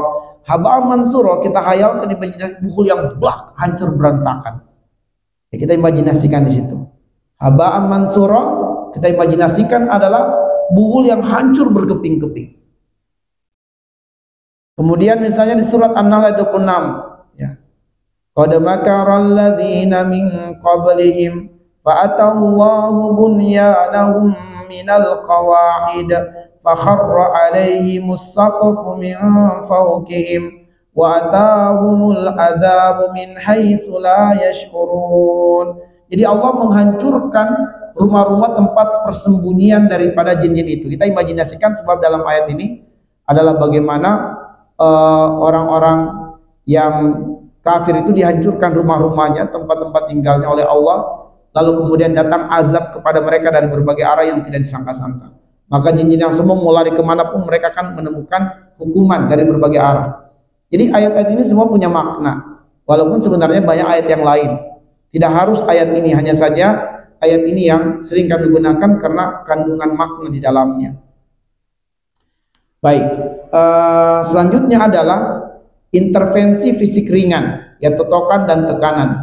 Saat ayat-ayat tersebut dibacakan, peruqyah melakukan penekanan ringan atau totokan lembut di titik-titik tubuh pasien yang diketahui sebelumnya sebagai pusat reaksi negatif hasil dari tahapan deteksi. Dirasakan oleh pasien sebagai tempat nyeri, berat, panas, atau pergerakan. Titik-titik ini biasanya menjadi pusat ikatan sihir atau tempat persembunyiannya jin. Totokan dilakukan dengan izin dan kelembutan, sambil terus memohon kepada Allah agar titik tersebut menjadi tempat pembebasan bukan penderitaan. Sinkronisasi antara ayat dan tekanan. Nah, jadi memang di awal sebelum kita masuk tahapan ini kita katakan kepada pasien bahwa izinkan kedua tangan saya akan menempel di bagian tertentu di tubuh Anda. Izinkan kalau kemudian totokannya terasa sakit istighfar, kalau sakit banget bertakbir. Niatkan sakit itu penggugur dosa, niatkan sakit itu sebagai jalan keluarnya penyakit. Baru kita mulai baca ayat dan kita mulai melakukan totokan-totokan di tubuhnya. Baik. Nah, lalu kemudian doa dan penegasan keimanan. Proses ditutup dengan doa agar seluruh pengaruh negatif hancur, terangkat dan tidak kembali. Disusul dengan penegasan bahwa kesembuhan datang hanya dari Allah, bukan dari peruqyah, bacaan atau teknik fisik. Catatan penting, tahapan ini memerlukan kepekaan rohani dan latihan teknis dari peruqyah untuk mengenali lokasi dan jenis gangguan. Kemudian petunjuk Allah adalah kunci dalam setiap totokan dan deteksi titik lemah tubuh. 3, proses ini tidak boleh dilakukan dengan kasar atau melampaui batas karena tujuannya adalah membebaskan bukan menyakiti. Jangan sampai memukul pasien sampai belakangnya bunyi blak blak, nggak boleh gitu ya. Sampai pernah ada pasien itu yang masuk TV karena sampai patah tulang belakangnya gitu ya, karena dipukul. Ada masuk di YouTube tuh, dipukulnya dengan pukulan yang keras. Nggak boleh seperti itu ya. Tetap kita juga memukul, tapi pukulan yang tidak akan menyebabkan luka atau bekas di tubuhnya gitu. Nah, inilah tahapan yang keempat. Lalu tahapan ketiga tadi ya. Nah, sekarang tahapan yang keempat. Tahapan yang keempat, aktifkan ketenangan jiwa. Ya, jadi sebelum masuk ke tahapan keempat, santai lagi, minum air panas lagi, minum air putih lagi, kita suruh pasien minum, makan kue, santai. Setelah itu masuk ke tahapan berikutnya. aktifkan ketenangan jiwa. Ya, tujuan utamanya menumbuhkan ketenangan jiwa, menyelaraskan ruhaniah pasien dengan cahaya ilahiyah, serta membebaskan sisa-sisa gelombang negatif atau kegelapan yang masih mengendap setelah proses pembebasan sebelumnya. Tahap ini juga bertujuan menanamkan kembali energi positif berupa zikir, syukur, dan rasa cinta beribadah kepada Allah. Nah, jadi di tahapan ini kita minta kepada Allah kalau masih ada sisa-sisa kegelapan sekecil apapun ditarik, dibuang, dihilangkan. Langkah-langkah praktis, posisi pasien diminta menutup mata untuk memfokuskan ruhani. Tangan kanan diletakkan di atas dada sebagai lambang ketenangan hati. Saya selalu minta itu kepada pasien. Silakan tangan kanan Anda letakkan di dada Anda, tangan kiri letakkan di kepala Anda. Jadi seperti ini, tangan kanan di dada, tangan kiri di kepala. Nah, tangan kanan diletakkan di atas dada sebagai lambang ketenangan hati, tangan kiri diletakkan di atas kepala sebagai simbol penjernihan pikiran dan kesadaran. Lalu kemudian visualisasi ruhani dan doa. Visualisasi ruhani dan doa. Peruqyah mengarahkan pasien untuk membayangkan cahaya terang yang menyelimuti tubuh dan hati sebagai simbol ketenangan dan penerimaan cahaya hidayah. Dibacakan doa agar ketenangan menjadi sifat baru dalam diri pasien. Hati pasien dirindukan oleh zikir dan syukur. Pasien merasa bahagia, damai, dan ringan untuk kembali taat kepada Allah. Adapun ayat-ayat yang dibacakan kepadanya, peruqyah membaca dengan tartil dan penuh pengharapan ayat-ayat yang memiliki kekuatan tatmin atau menenangkan dengan tajliyah pencahayaan ruh, yaitu Al-Fat ayat 4. Al-Fat ayat 4. Wallazi anzalas sakinata fi qulubil mu'minin liyazdadu imanan ma'a imanihim. Itu kita bacakan. Wallazi anzalas sakinata fi qulubil mu'minin liyazdadu imanan ma'a imanihim. Lalu kemudian surat Ar-Ra'd ayat 28. Alladzina amanu wa tatma'innu qulubuhum bizikrillah ala bizikrillah tatma'innul qulub. Lalu kita bacakan surat Yunus ayat 58. Ya ayyuhan nas qad ja'atkum mau'izatun min rabbikum wa shifaa'un lima fis sudur wa hudan wa rahmatun lil mu'minin.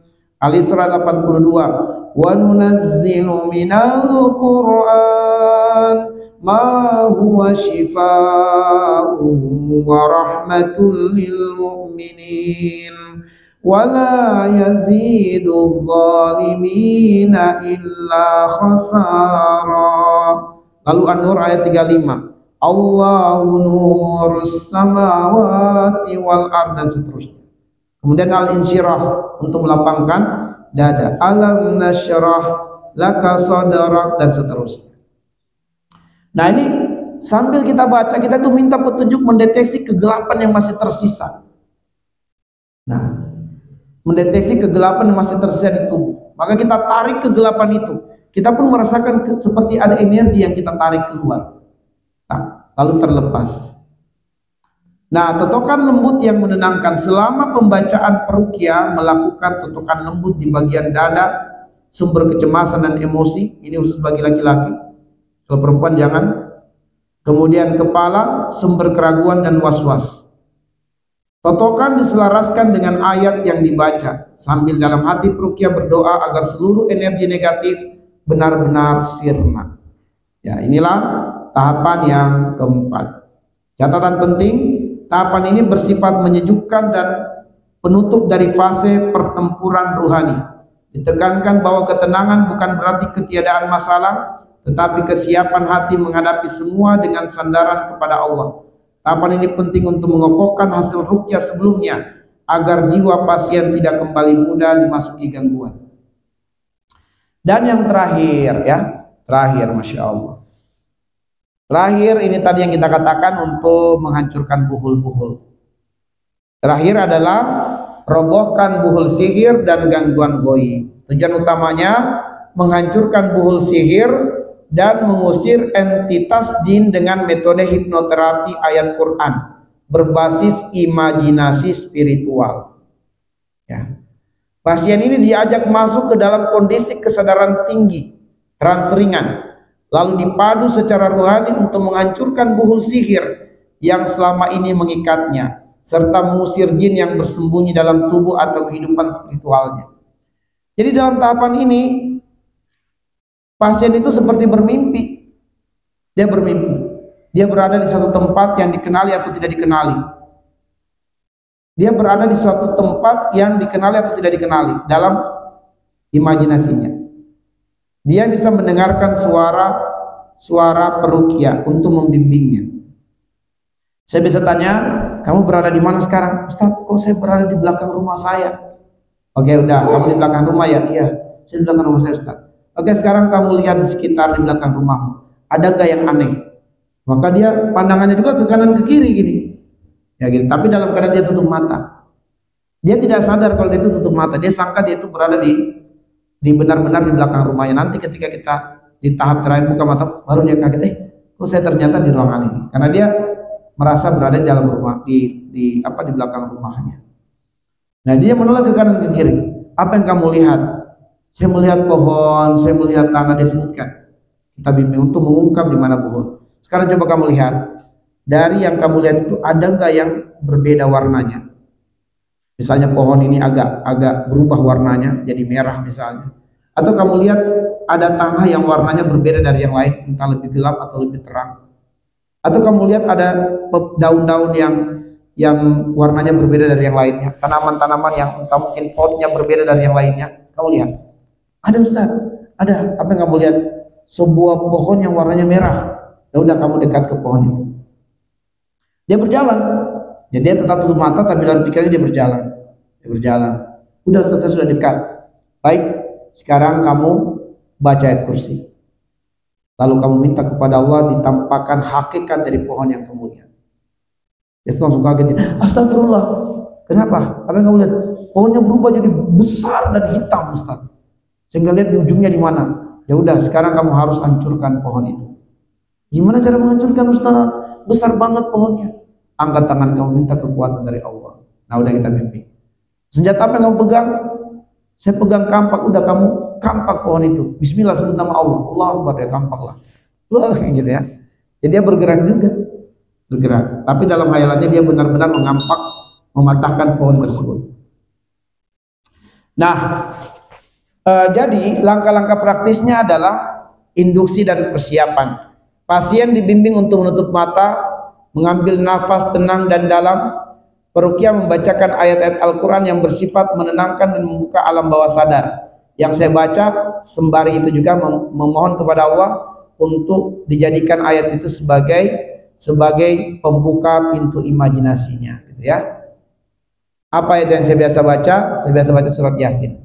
Waj'alna min baini aydihim sadda wa min khalfihim sadda fakshaynahum fahum la yubsirun. Di situ kita azamkan bahwa dia tidak bisa melihat sesuatu karena ada dinding yang menahan pandangannya. Kita minta kepada Allah dalam hati, ya Allah, bukalah tabir-tabir yang menjadi penghalang pandangannya. Alirkan kekuatan di matanya untuk melihat sesuatu yang tersembunyi. Nah, di situ kita minta kepada Allah, tiba-tiba dia melihat sesuatu. Lalu kemudian ketika kita menginginkan ungkap yang tersembunyi, buhul yang tersembunyi tadi, ya kita sambil baca ayat, suruh dia mencari sambil kita bacakan ayat. Ayat yang kita baca sambil di surat Al-Baqarah, Aynama takunu ya'ti bikumullahu jami'a innallaha ala kulli syai'in qadir. Kita baca berulang-ulang. Intinya adalah dimanapun kamu berada, wahai buhul, dalam hati kita ya, wahai buhul, dimanapun kamu berada, Allah akan datangkan kamu, Allah akan munculkan kamu. Termasuk kalau jin-jin nasab yang lari, yang bersembunyi, kita katakan ya Allah, hadirkan jin itu, tangkap jin itu. Kita baca ayat tadi, dimanapun jin itu berada, lari sampai ke ujung dunia, Allah akan tangkap dia, Allah akan hadirkan di depan mata pasien ini, langsung muncul. Ya, jadi kita menggunakan ayat tadi untuk kita imajinasikan ayat itu sebagai kekuatan. Kemudian kalau dia mengatakan, Ustaz sudah lihat tapi masih samar-samar, masih gelap Ustaz, sudah terlihat nih bentuk tapi kok masih samar. Nah, kita bacakan surat An-Nur ayat 35 tadi. Ya Allah, berikan cahaya yang terang di matanya sehingga objek yang dilihatnya semakin terang, semakin terang. Bacakan, Allahu nurus samawati wal ard, Allahu nurus samawati wal ard, Allahu nurus samawati wal ard, sampai tuntas. Biasanya pasien langsung mengatakan, terang Ustaz, jelas banget apa yang saya lihat. Ya, terang banget apa yang saya lihat. Nah, teman-teman sekalian, jangankan ayat-ayat Allah, perkataan manusia saja itu bisa menjadi sihir bagi orang lain. Nabi mengatakan al-kalamu la sihrun. Perkataan itu bisa menjadi sihir, apalagi ayat-ayat Allah. Perkataan saja kita bisa buat orang berimajinasi. Kamu berada di mana sekarang? Hayalkan kamu itu berada di pantai. Rasakan hembusan angin. Kamu rasa? Ya Ustaz, saya rasakan hembusan angin. Ini perkataan manusia. Bagaimana lagi kalau ayat-ayat Allah yang kita imajinasikan maknanya lebih kuat, menjadi senjata, menjadi kekuatan. Nah, dilakukan pembimbingan verbal hingga pasien mulai masuk kondisi hipnotik ringan, seperti sedang bermimpi sadar. Jadi disinilah kita gunakan teknik hipnoterapi tadi, ya. Sehingga akhirnya buhul-buhul dihancurkan.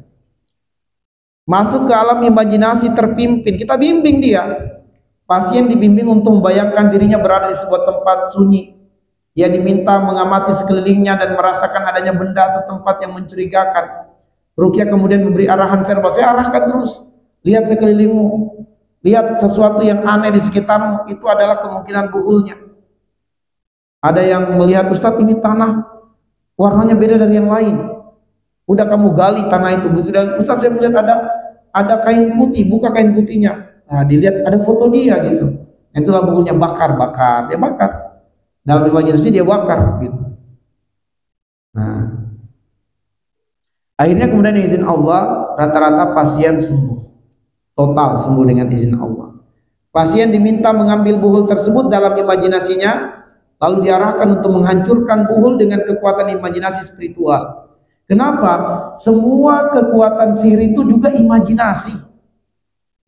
Kekuatan sihir itu imajinasi. Bayangkan boneka diimajinasikan sebagai calon korban. Itu imajinasi juga.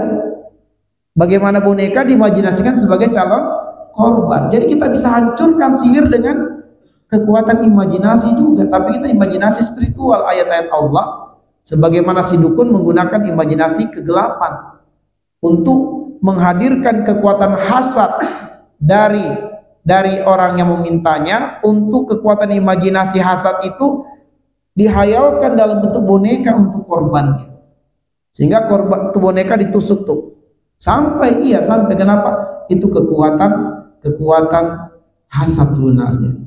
Nah, ini yang dihancurkan sebenarnya. Jadi tidak perlu harus mengungkap buhul yang tersembunyi di tanah, di mana tuh buhulnya, cari ya. Kalau memang ketemu, alhamdulillah, kita hancurkan sebagai bukti tauhid kita kepada Allah bahwa kita berputus dari ini semua, berlepas dari semua. Tapi jangan maksa harus cari buhulnya sampai dibongkar pelafon rumah, bongkar tuh semen, bongkar keramik karena dicurigai ada buhul di situ. Ya, kita bisa hancurkan dengan kekuatan imajinasi. Mungkin bendanya masih ada di situ, tapi pengaruh sihirnya sudah hilang, sebab itu benda biasa aja. Yang ditanam paku itu mah paku biasa, tapi ada kekuatan sihirnya di sana. Ada kekuatan sihirnya. Nah, dihilangkan saja. Ya, jadi dalam kekuatan imajinasinya dia melihat ada benda boneka terikat-ikat, udah kamu putuskan ikatan-ikatannya, dihancurkan. Dihancurkan ikatan-ikatannya. Nah, itu boleh jadi bendanya juga dihancurkan oleh Allah. Apa ayatnya kira-kira? Allah mengatakan dalam surat Al-Anfal, ya. Allah mengatakan, Wa ma ra'aitum, bagaimana? Wa ma ramaita iz ramaita walakinnallaha rama. Bagaimana itu ayat awalnya?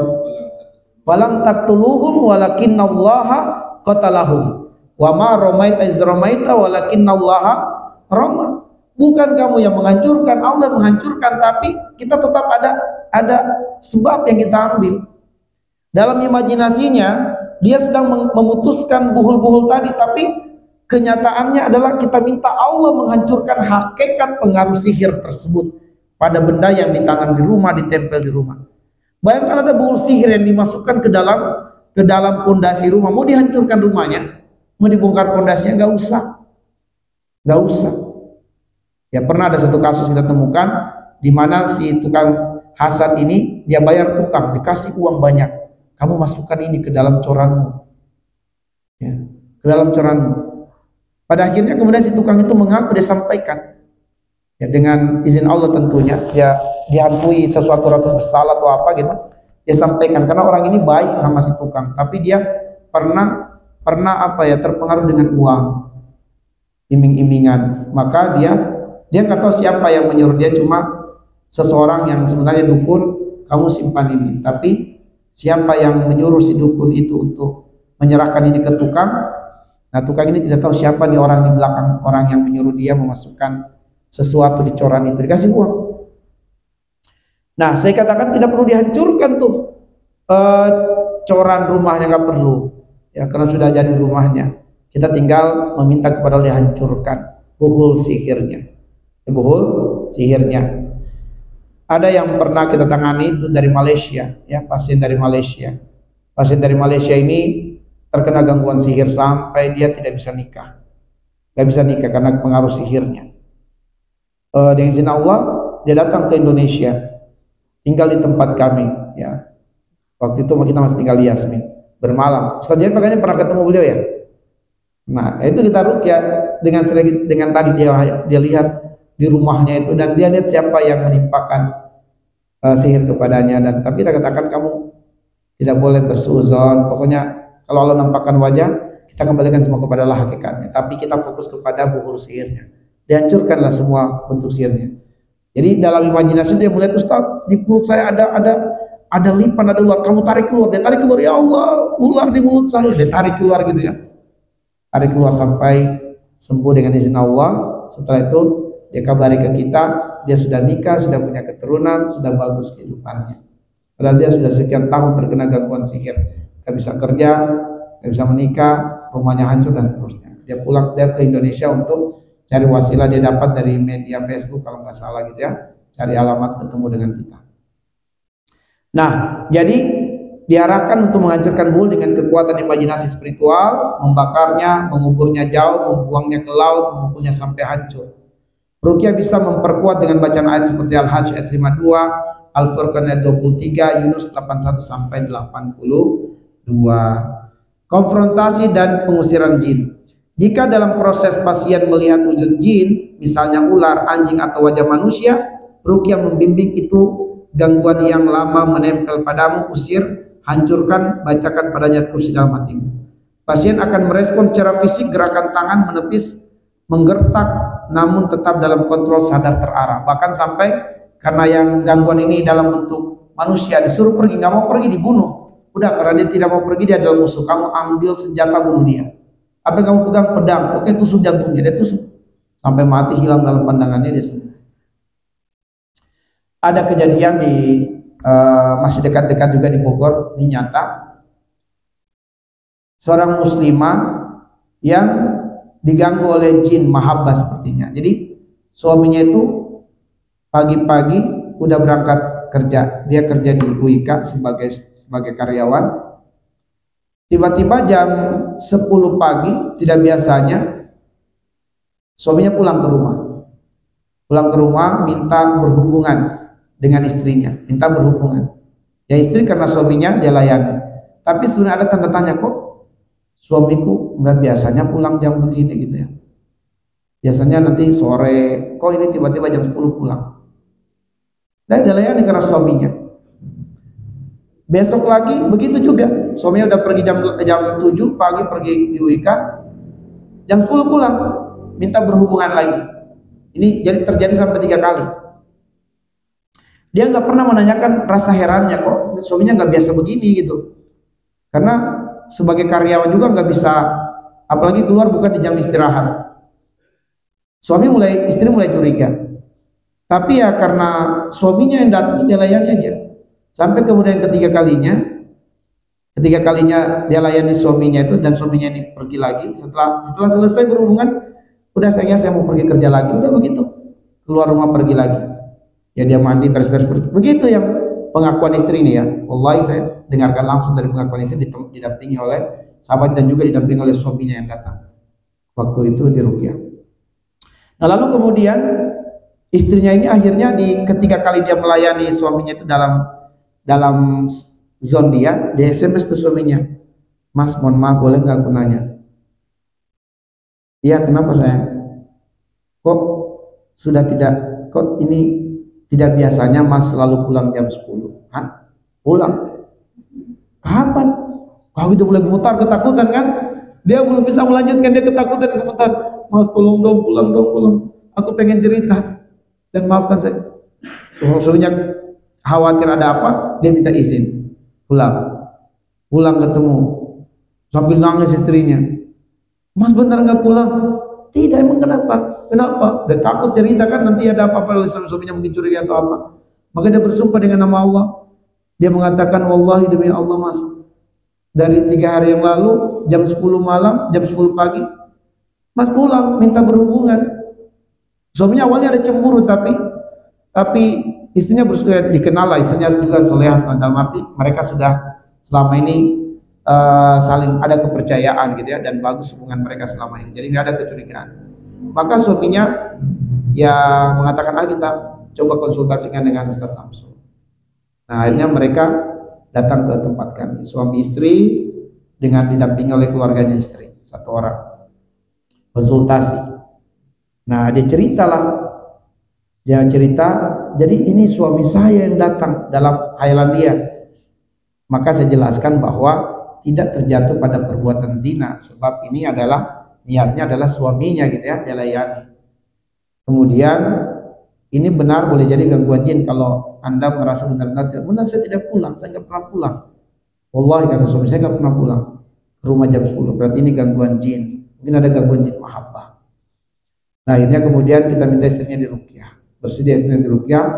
Benar aja ketika diruqyah langsung sampai tahapan ini terlihat tuh sosok laki-laki besar hitam ya. "Ustaz, saya mau lihat dia," gitu.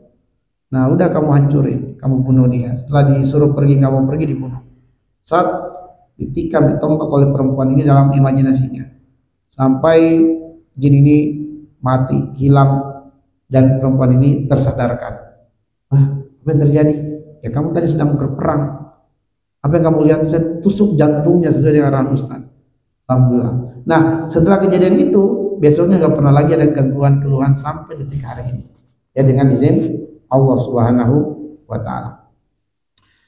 Baik, jadi kembali ke kesadaran penuh. Setelah penghancuran dirasa selesai, pasien dipandu kembali ke kesadarannya, dibacakan doa perlindungan dan pengukuhan rohani seperti Al-Baqarah 137, Al-Falaq, An-Nas.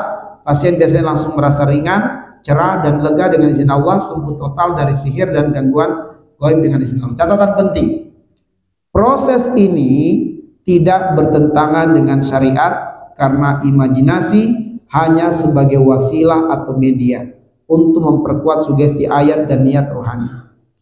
Yang kedua, yang bekerja adalah ayat-ayat Allah dan pertolongannya, bukan metode itu sendiri.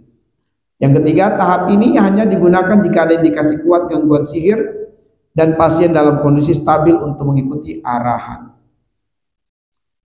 Metode sabar, ini kesimpulan kita. Metode sabar bukan hanya metode penyembuhan, melainkan sarana tazkiyatun nafs, penyucian jiwa, tahsinul ibadah, peningkatan ibadah, dan ta'alluq billah, keterikatan kepada Allah.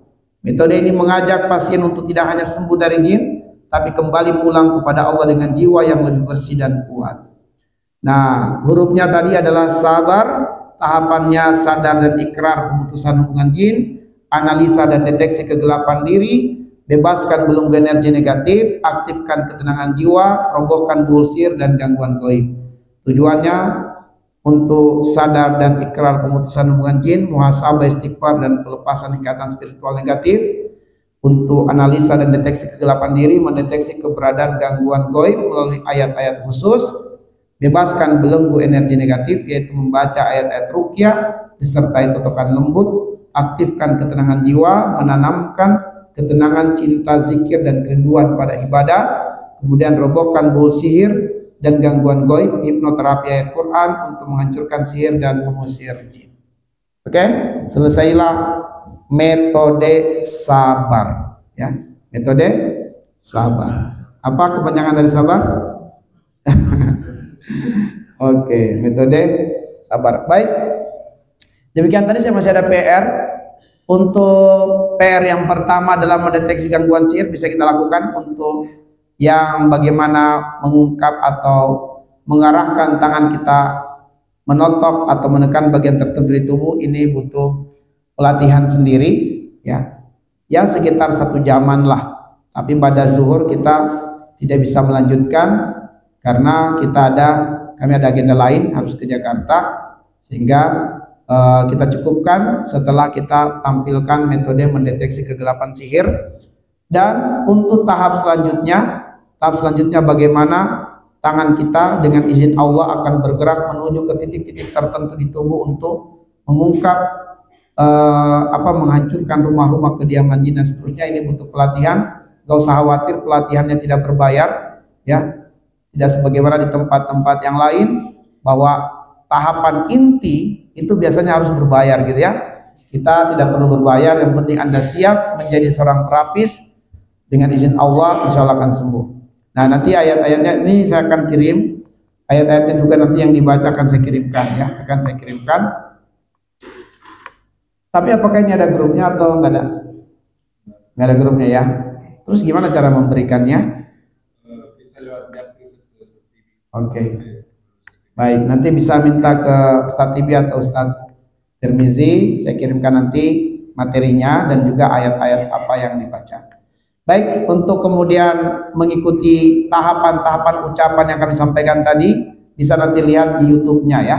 Di YouTube-nya bisa dilihat alur nasihat-nasihat yang kita berikan kepada pasien. Baik, untuk mendeteksi sihir, siapa yang kita minta sebagai peraga di depan?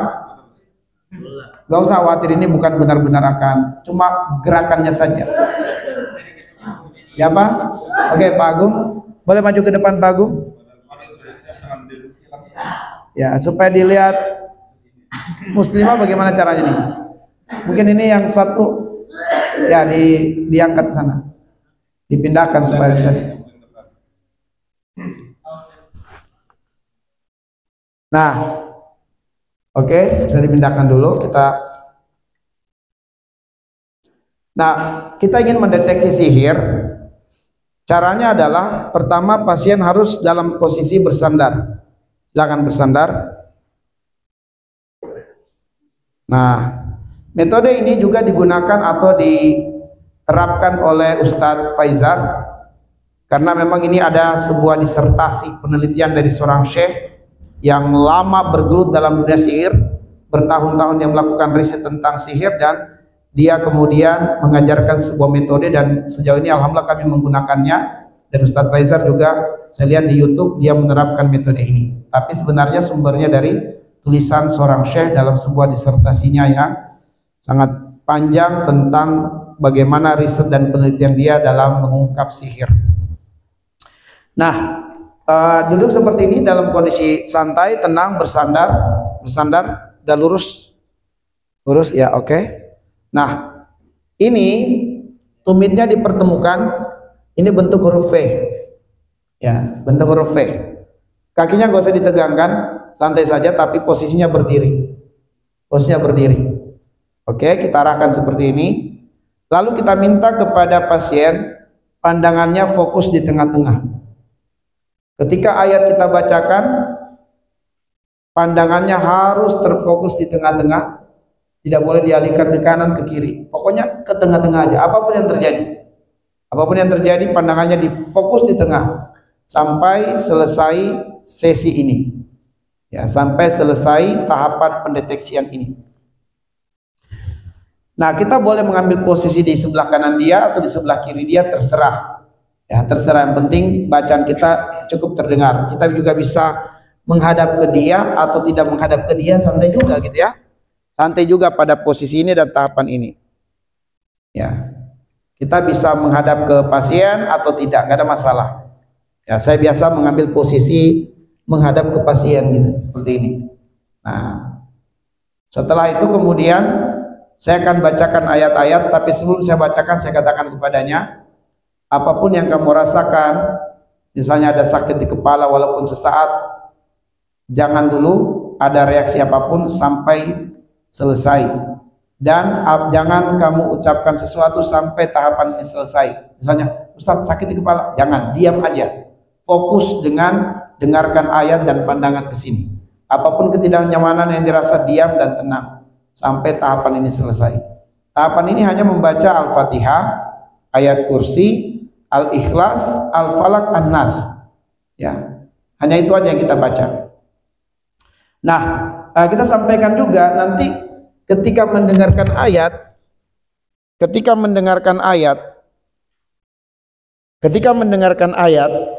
lalu kakinya ini terasa mau melebar, maka kita sampaikan ke dia, biarkan aja melebar.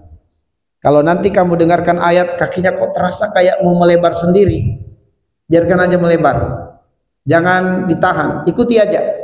Begitu kakinya melebar, jangan dikembalikan, biarkan aja terus.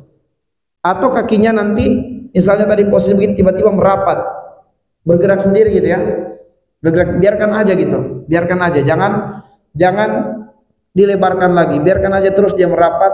Pokoknya apa yang terjadi pada kaki ini, seakan-akan dia mau melebar atau dia mau merapat, biarkan aja, jangan ditahan, ikuti aja tuh ya. Jadi Masya Allah banyak pasien-pasien yang terkena sihir itu melebar kakinya sampai, Ustadz kaki saya kenapa? Saya katakan diam, fokus dulu. Jadi kakinya itu melebar, bergerak sendiri gitu ya. Nah, nanti kita jelaskan pada saat sesi selesai. Oke, begitu sudah selesai, pandangan sudah fokus, sudah siap? Sudah siap? Ya, pada saat dia katakan sudah siap, kita mulai. Kita berdoa dulu kepada Allah. Ya Hayyu ya Qayyum birahmatika astaqisu aslih li sya'ni kullahu wa la takilni ila nafsi tarfata ain. Rabbana atina min ladunka rahmah wa hayyi' lana min amrina rasyada inna waliyallahu alladzi nazzalal kitab wa huwa yatawallas sholihin. Baru kita baca surat Al-Fatihah. Kita baca surat Al-Fatihah. Kita baca Al-Fatihah sampai selesai, kemudian baca lagi ayatul kursi. Setelah itu kita baca Al-Ikhlas, baca Al-Falaq, baca An-Nas, selesai. Kita katakan oke, sudah cukup, kembali pada posisi semula. Nah, setelah dia kembali pada posisi semula, sudah santai ini ceritanya. Sekarang kita ajukan 7 pertanyaan. Ajukan 7 pertanyaan. Pertanyaan pertama,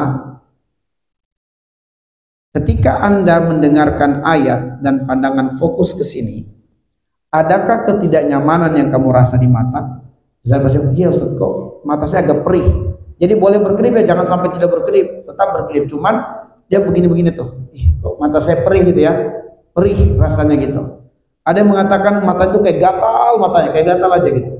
Nah, berarti ada tidak nyaman, terdeteksi 1. Kita tanya, adakah ketidaknyamanan yang kamu rasa di mata? Ya Ustaz, saya rasa. Apa yang kamu rasa? Perih. Apalagi? Cuman itu. Ada pasien yang lain mengatakan, mata saya gatal Ustaz, saya pengen garuk, tapi kan dilarang, jangan. Jadi saya biarkan aja, tapi gatal. Oke, ada rasa kebas, kayak goyang-goyang, rasanya kayak goyang-goyang untuk mata gitu. Ya, itu berarti dari pertanyaan pertama jawabannya ya. Pertanyaan kedua, adakah halusinasi atau imajinasi atau khayaliat, misalnya dia lihat ini goyang-goyang gitu ya, atau kabur terang, dia melihat, atau seperti kayak vertigo, kayak kakinya nggak bergerak tapi dia lihat kayak goyang seperti ini gitu ya. Nah, itu namanya ada khayalan atau ada imajinasi ya, atau halusinasi. Dia melihat seperti yang saya sebutkan tadi, jempol kaki kanannya ini berubah menjadi kuntilanak. Dia lihat, kok ada kuntilanak di jempol kakinya, itu berarti ada halusinasi. Nah, itu berarti pertanyaan yang kedua, ada halusinasi. Pertanyaan yang ketiga, apakah ada ketidaknyamanan yang kamu rasa di kepala walaupun sesaat? Apakah rasa ketusuk gitu ya, walaupun sesaat? Kok tiba-tiba ada rasa ketusuk di kepala walaupun sesaat, setelah itu hilang. Tapi ada Ustaz, rasa tidak nyaman sesaat saja, tiba-tiba sakit ketusuk, setelah itu hilang. Oke, berarti ada. Pertanyakan lagi, pertanyaan yang keempat, adakah yang kamu rasa tidak nyaman di telapak kaki kanan atau telapak kaki kiri? Salah satu atau kedua-duanya? Ya udah, Ustaz, ada. Kok terasa kebas, terasa gatal, terasa tidak nyaman telapak kakinya? Nah, itu berarti terdeteksi ada. Berarti jawabannya ya. Kita tanyakan lagi, adakah yang kamu rasakan tidak nyaman di sini? Nah, rasa tidak nyaman aja, kayak pasien semalam, seorang perempuan tadi malam ketika kita deteksi seperti ini, dia mengatakan, Ustaz, kok di bawah lutut saya kayak bunyi-bunyi gitu. Nah, berarti ada ketidaknyamanan. Maka tadi malam saya sampaikan ke bapaknya, anak gadis bapak ini terkena sihir. Kenapa? Karena dari 7 pertanyaan ada 5 jawaban iya. Ada 5 jawaban iya. Ya, termasuk ada halusinasi. Ada halusinasi. Itu semalam. Maka saya suruh minta dijadwalkan lagi, diatur jadwalnya sama Mas Tibi untuk datang lagi ke klinik. Kenapa? Karena ini ada pengaruh sihir. Kita sampai jam 12:30 tadi malam mendeteksinya.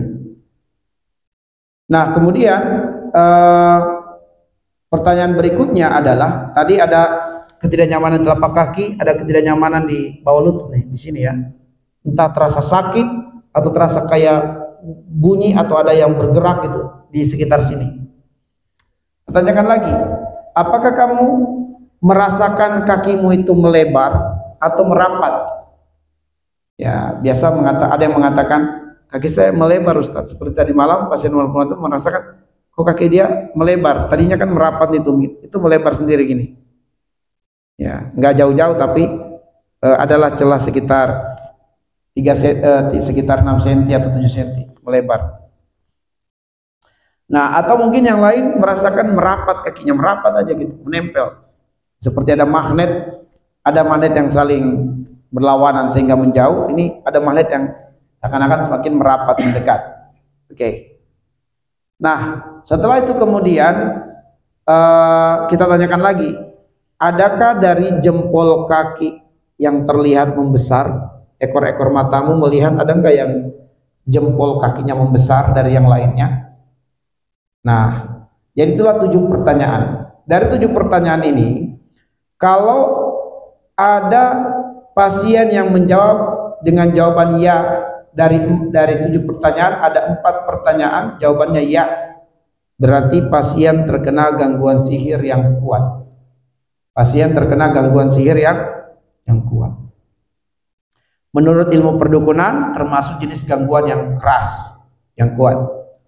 Nah, kemudian kalau dari 7 pertanyaan tadi dia memberikan jawaban bahwa ada halusinasi atau imajinasi atau hayalan, itu menunjukkan gangguan sihirnya sudah menancap di dalam tubuhnya dan itu terjadi sudah waktu yang lama. Jadi pengaruh sihirnya itu udah benar-benar menyatu dengan tulang-tulangnya. Ya, udah menempel kuat. Baik. Itu petunjuk ketika ada halusinasi. Jadi kalau ada 4 pertanyaan jawaban ya, itu petunjuk ini sihir kuat. Kalau kurang dari 4, itu pengaruh sihir yang lemah. Tapi kalau minimal 4, berarti pengaruh sihir kuat. Jika ada hayalan, berarti ini gangguan sihirnya sudah lama terjadi menimpa dirinya. Nah, baik.